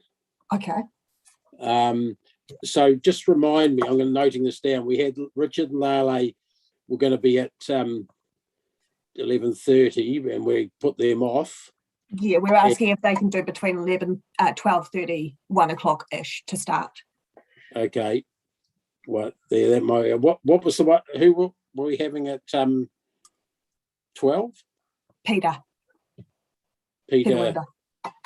Oh yeah, for the future proof. Future proof. And that one we have less flexibility on. Okay, so that's 12. All right. Yep.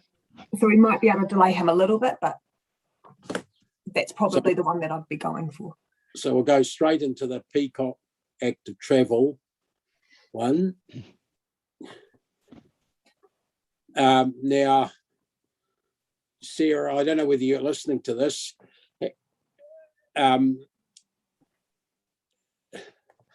You might want to, Sarah, if you are, you might want to look at, in addition to B, which sort of include asking staff, I'm just thinking of your message this morning, asking staff to investigate. I do have a updated proposed motion on that one, where she's asked request staff report back on the cycle. Yeah, I'm not sure that that goes to this committee though, because something like that, this is the problem, that this is not a committee for discussing design details. No. I wouldn't have thought of that nature.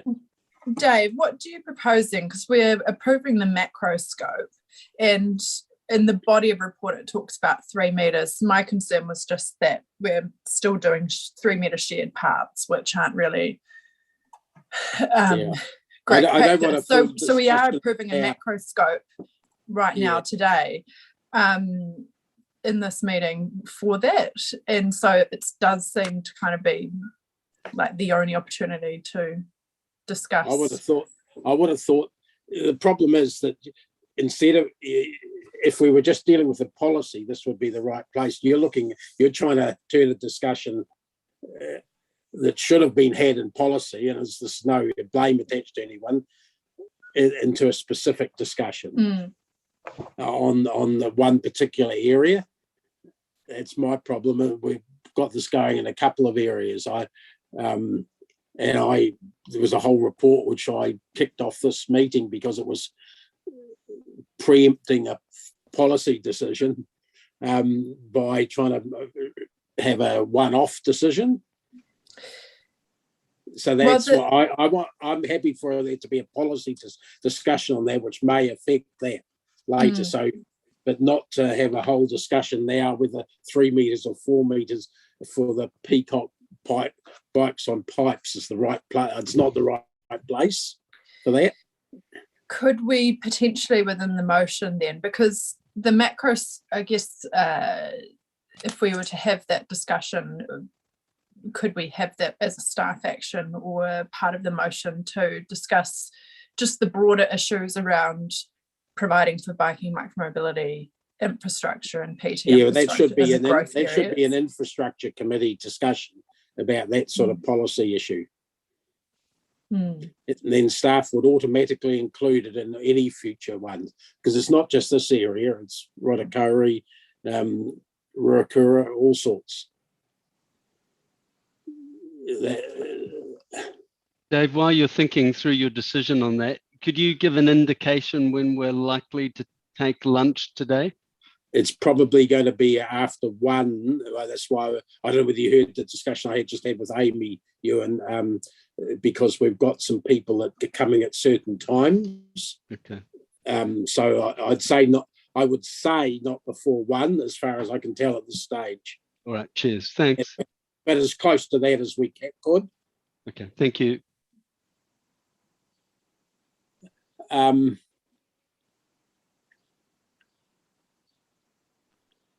Yeah, look,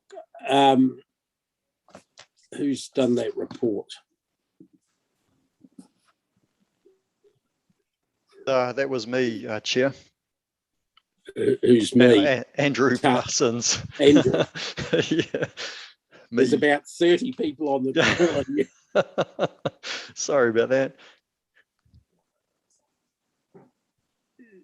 Yeah. Look, in the interest of being helpful, we can take the instruction to come back and then we can determine the right committee or IO later, but at least have the instruction to come back. I'll work out some wordings to slightly change that, but it's the wrong way round of having a discussion to have them as one-offs.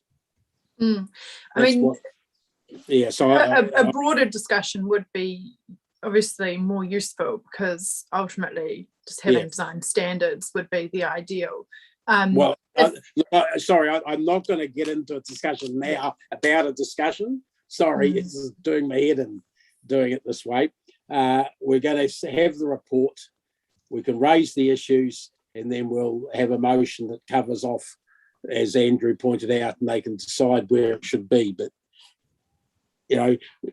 the proper place, if anyone in council wants to change a policy, that's what they should be doing, rather than having one-off things. We get into Ward Street discussions otherwise. Okay, so councillors, we're past time to start. So Amy, can you just give us an outline of the times that we have to meet? And so we have just moved our items to C3, which was Tiawa, to be taken after 12:30, between 12:30 and 1 is our current estimation. However, our item on future-proof C2 needs to be around 12 o'clock due to our external presenter being on another conference at the same time. And that's his only lunch break. Yeah. So okay. And what's that item B what? I don't have that agenda. C2 and C3. So future-proof and the Tiawa PDA. Yeah, C2 is Peter Winder's item. So C2 will be at 12 o'clock, councillors, and C3 will follow that approximately at between 12:30 and 1. Okay, so councillors, we're going to go ahead with item 8 now, which is going to be introduced by Andrew and Tal. Thank you, Chair. I'll be very quick. I feel a lot of introductions already happened. So there's two key parts. One is the approval of the macroscope for Whatukuru Drive and Peacock Road. Those scopes were largely set through the business case back in 2018, and also the ends of those two corridors scopes have been set with contracts that have already been awarded, but I'm really just wanting to tidy up the scope along those corridors. And then the second, perhaps more substantive matter is to take what we think is a pretty significant active mode opportunity. We need to build 2 wastewater pipe bridges across 2 major gully systems, and it seems like there's a great opportunity to have those pipe bridges constructed as active mode bridges. And so really looking for this committee's approval to take that concept forward, noting that there's no budget available to do the work, but there's potentially opportunities, and it's worth just understanding the true cost of upgrading those pipe bridges and then coming back to council in due course. I'm happy to just pause there and just take questions. Okay, so I've got Angela first up, I think. Yep. Thanks, Chair. Thanks, Andrew. Just a question on the bridges. And I note that the recommendation talks about or requests the CE to consult with Nzta to explore funding assistance opportunities. The report says, I think that the report says and risks 3 bridge crossings are now required to get across the gullies. But the macroscope plan shows only 2, I think, unless I've missed it. If I look on page 44, It's got the 2 gully crossings circled in red, and actually in the description of the macroscope it says 2. Yeah, we're looking. There's 2 bridge opportunities, Councillor. Sorry for the confusion, but there's 2 bridge opportunities. See, sorry, Angela, you're looking at the map on page, you said 44. 44, yeah. Okay. Okay, so there's not 3. Correct, there's not 3. Okay. And in terms of funding, when would be the opportunity? I sort of, what comes to mind is, of course, the Perry Bridge, and I'm assuming that these are the kinds of bridges, you know, that pedestrian cycle bridge that would go across a gully. When would it be advantageous for us to talk to, you know, possible corporate external, the opportunities around corporate external funding, alongside talking with the NZTA? So essentially, from if council passes these resolutions from this point going forward, so yeah, if council chooses to proceed with developing these as cycling bridges, we're ready to start those conversations. So it doesn't allow for that in the recommendation. I don't know, Mr. Chair, if we need to just amend that or not, because it just says that the CE will consult with NZTA.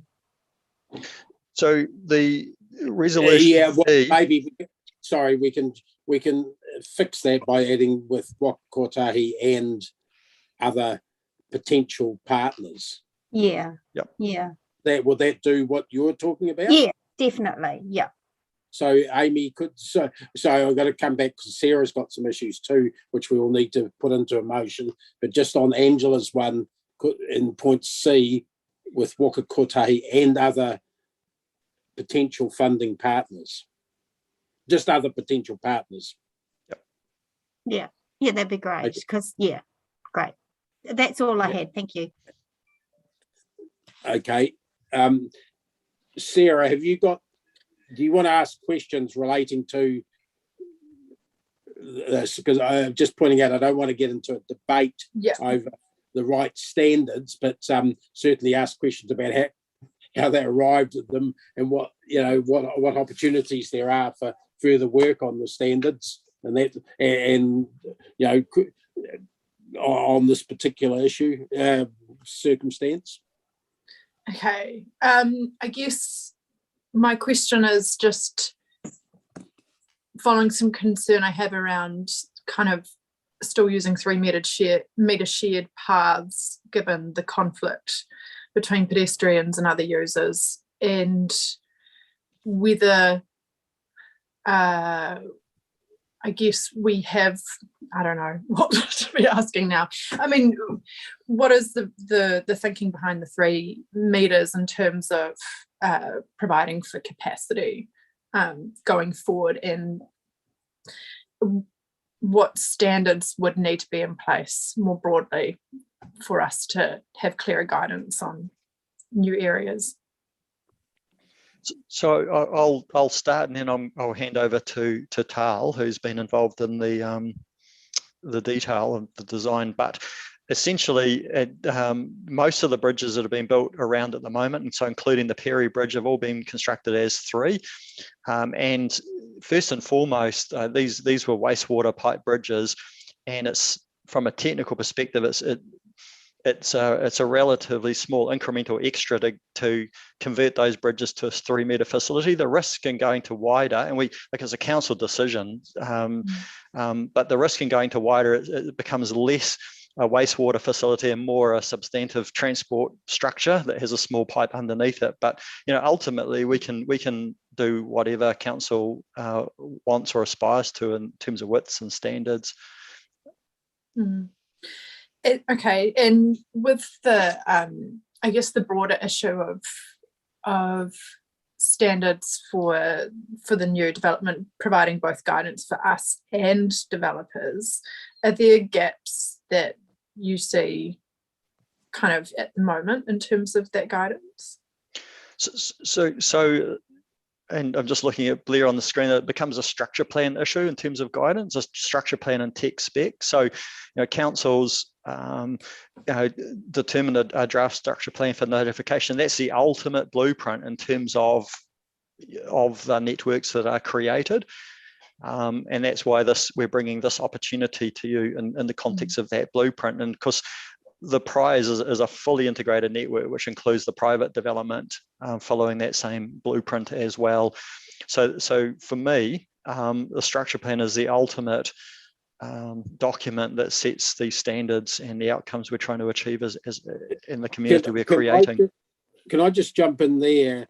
Does the structure plan or any structure plan specify the widths of carriageways and pathways and so forth, or does it just say there must be a cycleway or a walkway or a road or whatever? How does a structure plan express that sort of thing? It can do both. Typically, it doesn't specify widths, but council has done that in the past in the case of the Rotokauri structure plan. So it can do whatever you want. Where it doesn't specify widths, it specifies just a broad sort of a network outcome. Then typically the actual technical detail comes from the technical specifications, the regional specifications.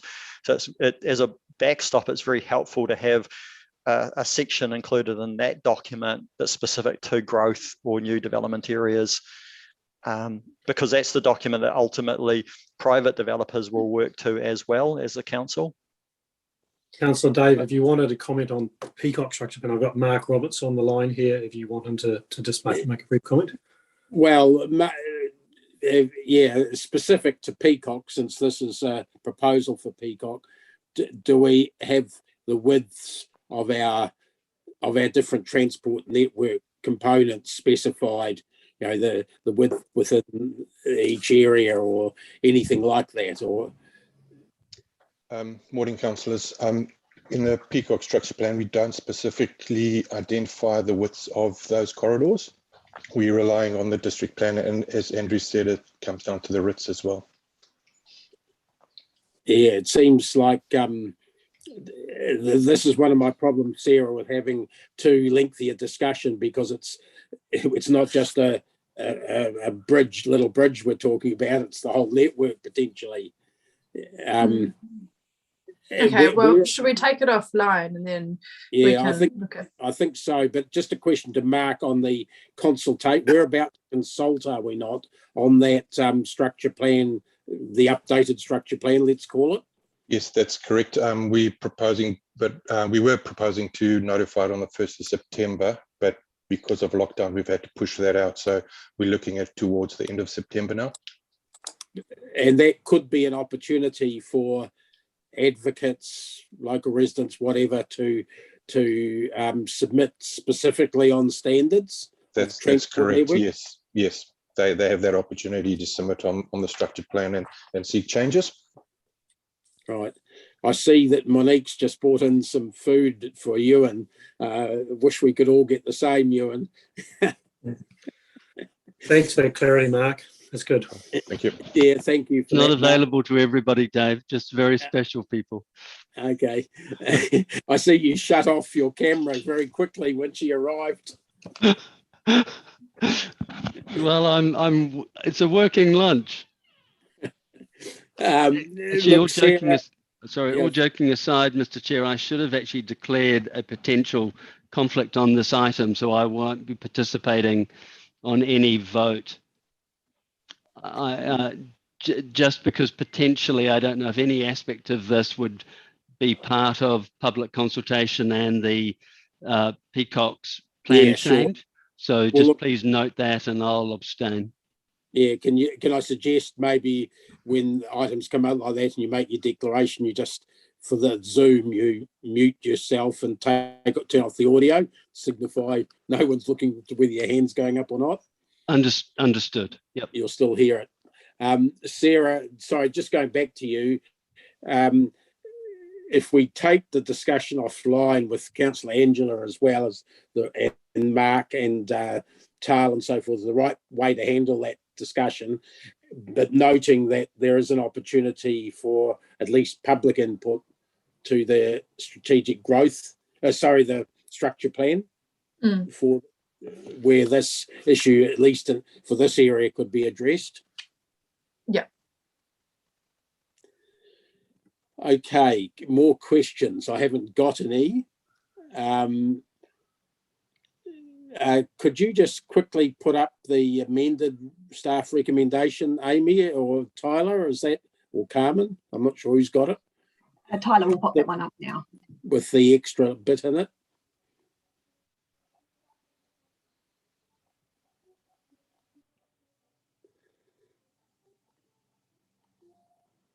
There we are. And other potential partners. Could I ask a question of Andrew Parsons? Where we say approves the bikes and pipes macro scope, is that going to be finalised ahead of the feedback on the structure plan consultation? So for this particular structure, it's totally within council's control. So you could go for the greater width without waiting for the structure plan. From my perspective, the structure plan will deal with the broader network. We need direction in relation to, are we putting bikes on the bridge at all, which is, it's important that we get that, but it's not important that we make a decision today around 3 or 4 meters. That can come later. Okay. So I hope that provides a satisfactory way forward. So the key is, are we putting bikes on pipes? That we must answer that today, but the actual width can come later. All right. Sarah, I think that covers things in the short term. Yeah. Yep. Yep. And if we have a discussion on offline around where the gaps are and the likes of that, that would be useful. Yep. Okay, councillors, that motion is that I'll put the motion as amended, as with the addition, sorry, in C. Oh, second. Seconded by Councillor Sarah. Is there any discussion? Just put your hands up. I can see if there isn't. We'll move to the vote. We'll take the vote by show of hands, councillors, at this point. Raise your hand for those in favour, please. And against? Motion is carried unanimously. Thank you. Sorry, please noting Councillor Wilson abstained. Yeah. Well, we've got your declaration of interest. You're not in the meeting for the purpose of their vote. So, okay, councillors, we're on to item 9, the Infrastructure Acceleration Fund update. And Blair and Greg are giving this a note. There's an attachment for each of the expression of interest areas. And each of them is lots and lots of pages long. I lost count. Was it 39 or something or more? Each of them is as much as a single report from Blair. Oh, that's a low blow, and I'm not in the office today. Greg's going to introduce this item, councillors, so I'll let Greg speak to it. Yeah, hi. Can everyone hear me okay? Yeah, that's good, Greg, thanks. Okay, great. Yeah, good morning, Chair and committee members. I'll take this report as read, but I'll make several introductory comments before taking questions. Expressions of interest, which also we call EOIs or bids, sometimes referred to the Infrastructure Acceleration Fund, were submitted to Kāinga Ora through Future Proof on the 18th of August for 6 different areas of the city in close collaboration with developer partners. These EOIs are non-binding on the council. Key criteria for success includes pace and scale of housing delivery, provision of affordable housing, environmental considerations, and the level of funding requested in relation to the number of houses delivered. Our council's EOIs are quite varied in nature, but it's staff's view that the council submitted strong EOIs in line with the criteria. If we're successful in the EOI process, a request for proposal will be extended by Kāinga Ora. As raised earlier in this meeting, council will need to, in my opinion, consider and plan its resourcing carefully for what is likely to be a substantive undertaking. Prior to the RFP process, it's expected that Kāinga Ora will ask council to provide a prioritisation of its bids. It's not known in which way this will influence the selection process, but they've indicated that they will come to us for that. A recommendation has been added in diligent to the report, providing elected members with the future opportunity to approve these prioritisations if that request comes in. Also note, developer-led proposal was submitted by the Perry Group for Te Awa Lakes, which HCC has provided comment on, and you can see that in attachment 7. I guess last comment, the content of the bids is summarised in paragraph 26 of the report. I also encourage you to refer to the maps provided at the end of each EOI. They provide a really good overview of the content of the bids, because I acknowledge that reading the forms is can be a bit of tough going, because that just the way that they asked us to fill them out. So yeah, happy to take questions on these and any other matters. What was the summary paragraph that you said, Greg? Sorry. 26, and it's the box, the blue and white tiered box. Yep. So that's on page either 48 or 52, depending which number you're looking at, on which they don't sync. Oh, right. Yeah, so in my report it's paragraph 26, but yeah, that's going to confuse things a bit. So councillors might want to refer to that when they're asking questions. Sorry, I've got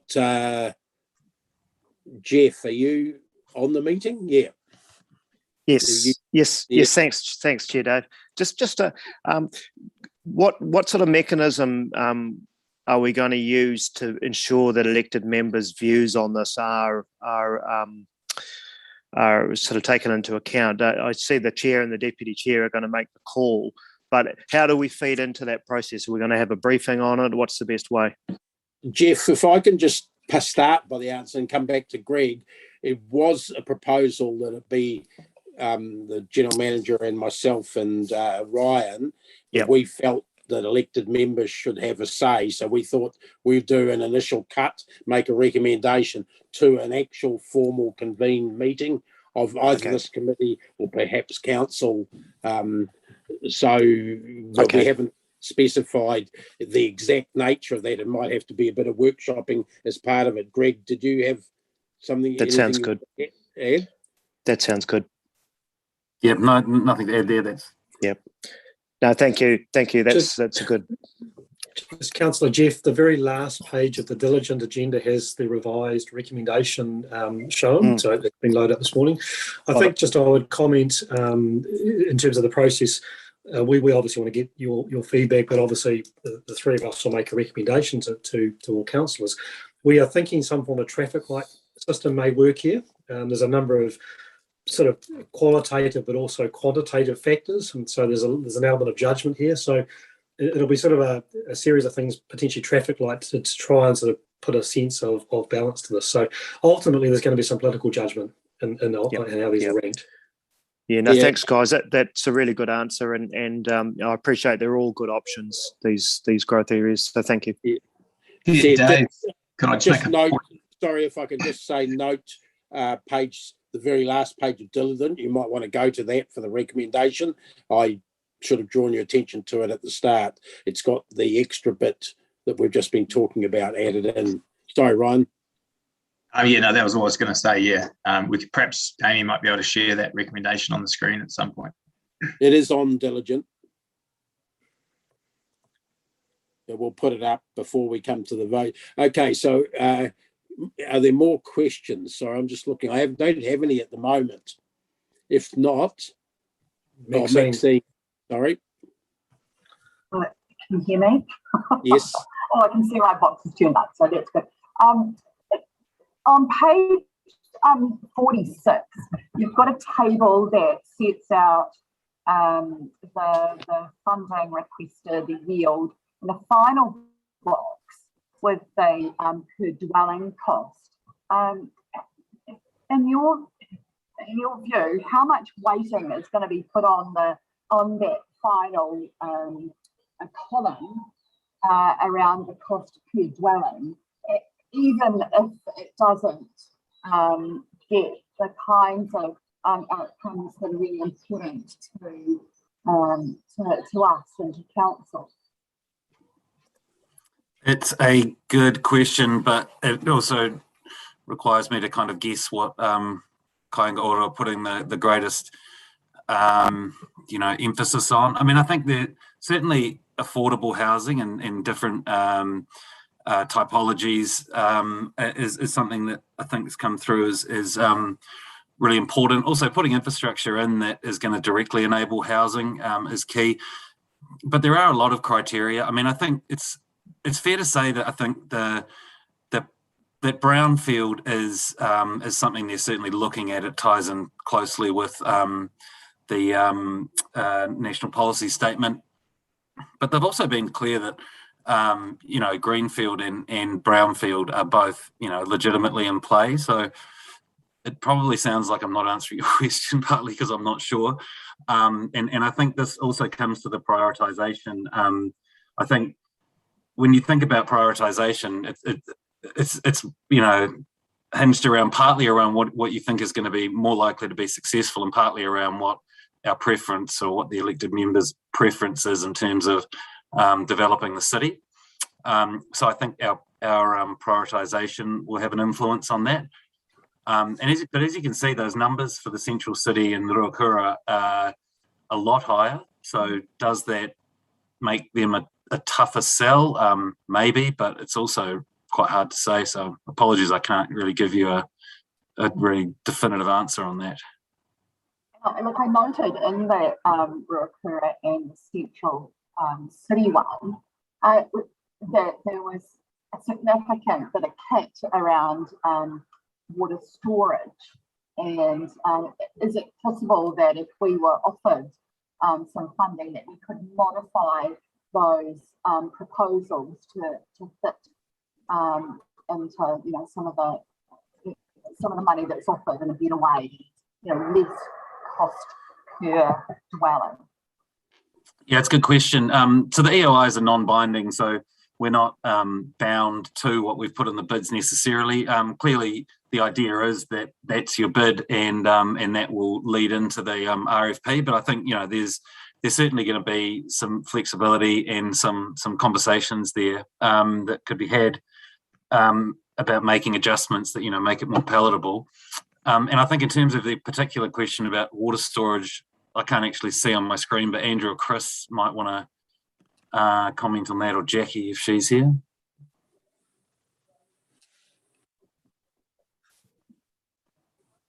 Nope.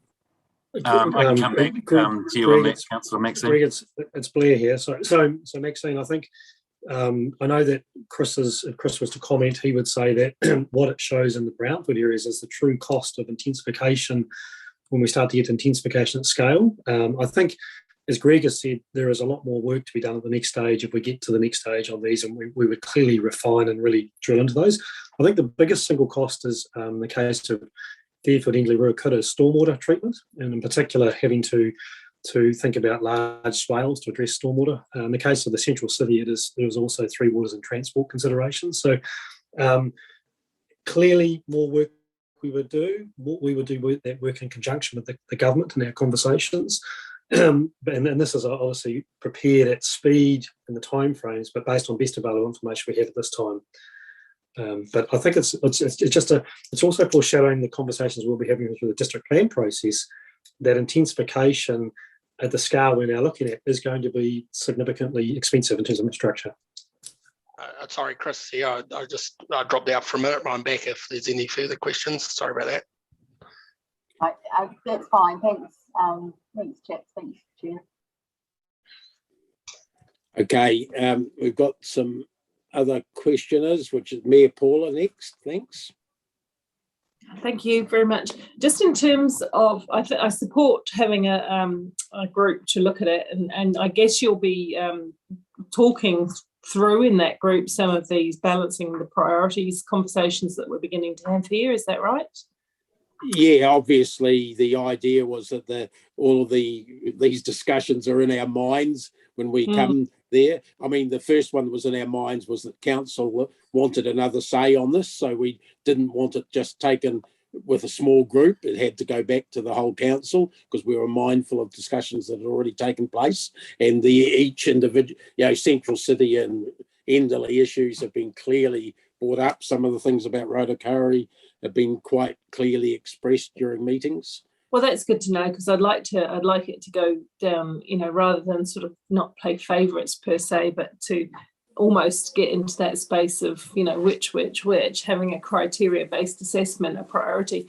I'm just wondering, in terms of the council's, broader visions, we have 5 areas we want to achieve on. Will we be looking at the wellbeing lens, like you say, there's transport, there's green space, there's a whole lot of other things, plus affordable housing.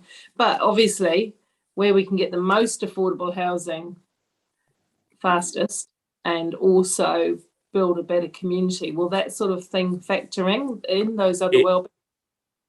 Greg and Blair may want to answer a bit more, but I think Blair talked about the traffic light approach before, which would apply to all of the factors that we've been looking at in here, including all of the ones you mentioned and some others, and basically how well does each area address each of those points. So I might say something about that, but we've got 5 wellbeing areas. Remember, we set up the council's vision. So I would expect, as things go forward, most projects to be measured against multiple wellbeings, have a lens. Not getting this is about housing, of course. Blair, could we maybe have a look at the traffic light approach and the grid that might sort of set up and maybe circulate that in advance so that people are not sort of trying to second guess how to elevate their own project before looking at the process that we want to follow? Yeah, look, Greg, that sounds fine. Yeah, absolutely. That would be helpful for you.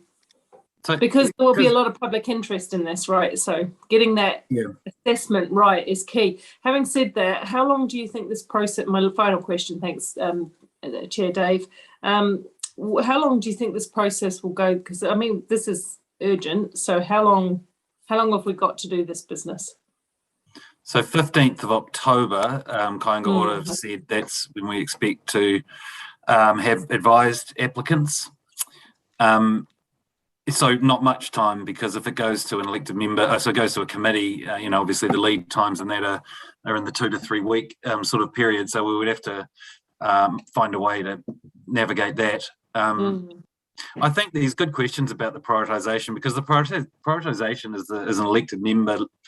It's exactly what it says. It's what does the elected member body prefer out of the 6 bids, and then Kāinga Ora are looking at it from, well, here's our criteria handed down, and this is what we measure them against. So I think it's the right approach, or makes sense what you've said, which is effectively we want to look at the elected members want to look at the prioritisation through the lens of the 5 priorities, which include, obviously those things that you've mentioned. So I'll keep that in mind. I'll sort of try and frame it up like that for this traffic light thing. And I did the traffic light thing just for the things we've got numbers on, the yield and the dollars, etc. But I think I thought about handing it around ahead of this, but it doesn't tell the full picture, and I think I didn't really have enough time, so I thought let's just spend a bit more time on it. Okay, thank you. Thanks for that, Paula. Sarah, thanks, and then Ewan and Martin. Thanks, Chair, and thanks, Greg, for all the work that's gone into this. I was just interested in Enderley to what extent can they be done, like, I guess, broken up, those developments, given that it is quite a hefty sum that overall we're looking for. That's, I guess. Yep. So they can be. In fact, we did them in a way so that we've flagged in the EOI that these could be separated. They've basically got legitimate connections in terms of the infrastructure in this bid and the housing outcomes, and then on the other hand you could also separate them successfully. So I think it's certainly something that we'd look for direction on you, but also we would come back to you, and we could come back to you and say, look, if you did want to split them, this is what it would look like. Okay, but you think it's sufficiently clear to those assessing this that it could be broken down so they're not kind of scared away by the overall sum? So we've made it clear in the executive summary, but they've got thousands of pages of information. So I think if we wanted to head in that direction, we should signal it clearly again. But it's in the document. Okay, thanks, Greg. I think to be clear, the process has closed. So, and we obviously we really wait on Kaingora to come back for further informational clarifications. So, but I think our bids have been very, very clear around strategic linkages and how they can be split or viewed, and or potentially fast tracked, because some of these could be eligible for fast tracking as well. So we've put all that very clearly in the bids. Thanks, Ewan. Thank you. Yeah, thanks, Chair Dave. Look, my question is centred over trying to get a better understanding of how we've landed on the amount of money required for infrastructure spend to enable Central City. That's the first question. And then the second question is, why on page 50 have we broken Rotokauri into 1 and 2?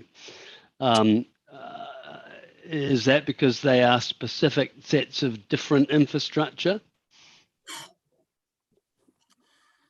Good questions. Mr. Allen, are you there? I think these are pretty much infrastructure questions.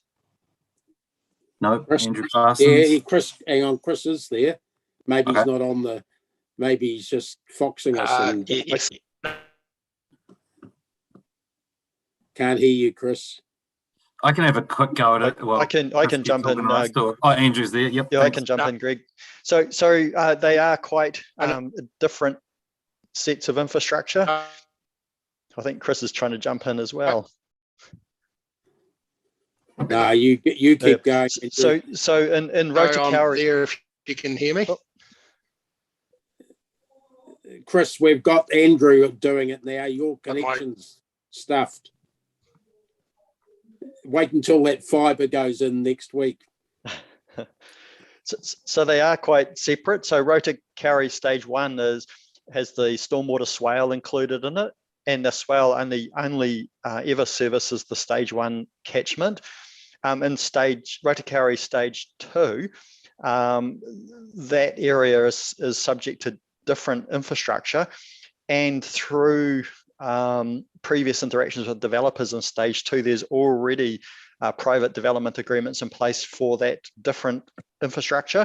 So there's frameworks in place, and they are quite separate pieces of kit.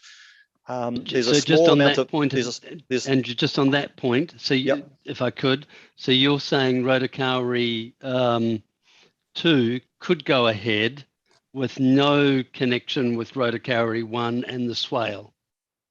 Correct. They're standalone in terms of infrastructure. So you could have one or the other, or you could have both. There's a small amount of overlap, but they could go ahead independently of each other.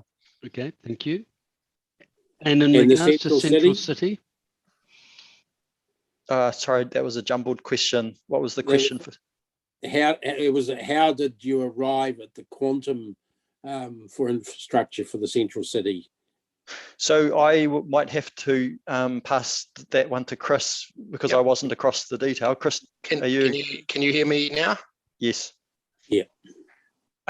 So for the Central City, we had a real challenge and just to narrow down the area. So we chose to put a bid that was just centred around the Ruakiwi Reservoir and Anglesey Street, and upgrading into infrastructure on that route. So everything around Anglesey Street and the Ruakiwi Reservoir, we put into the bid.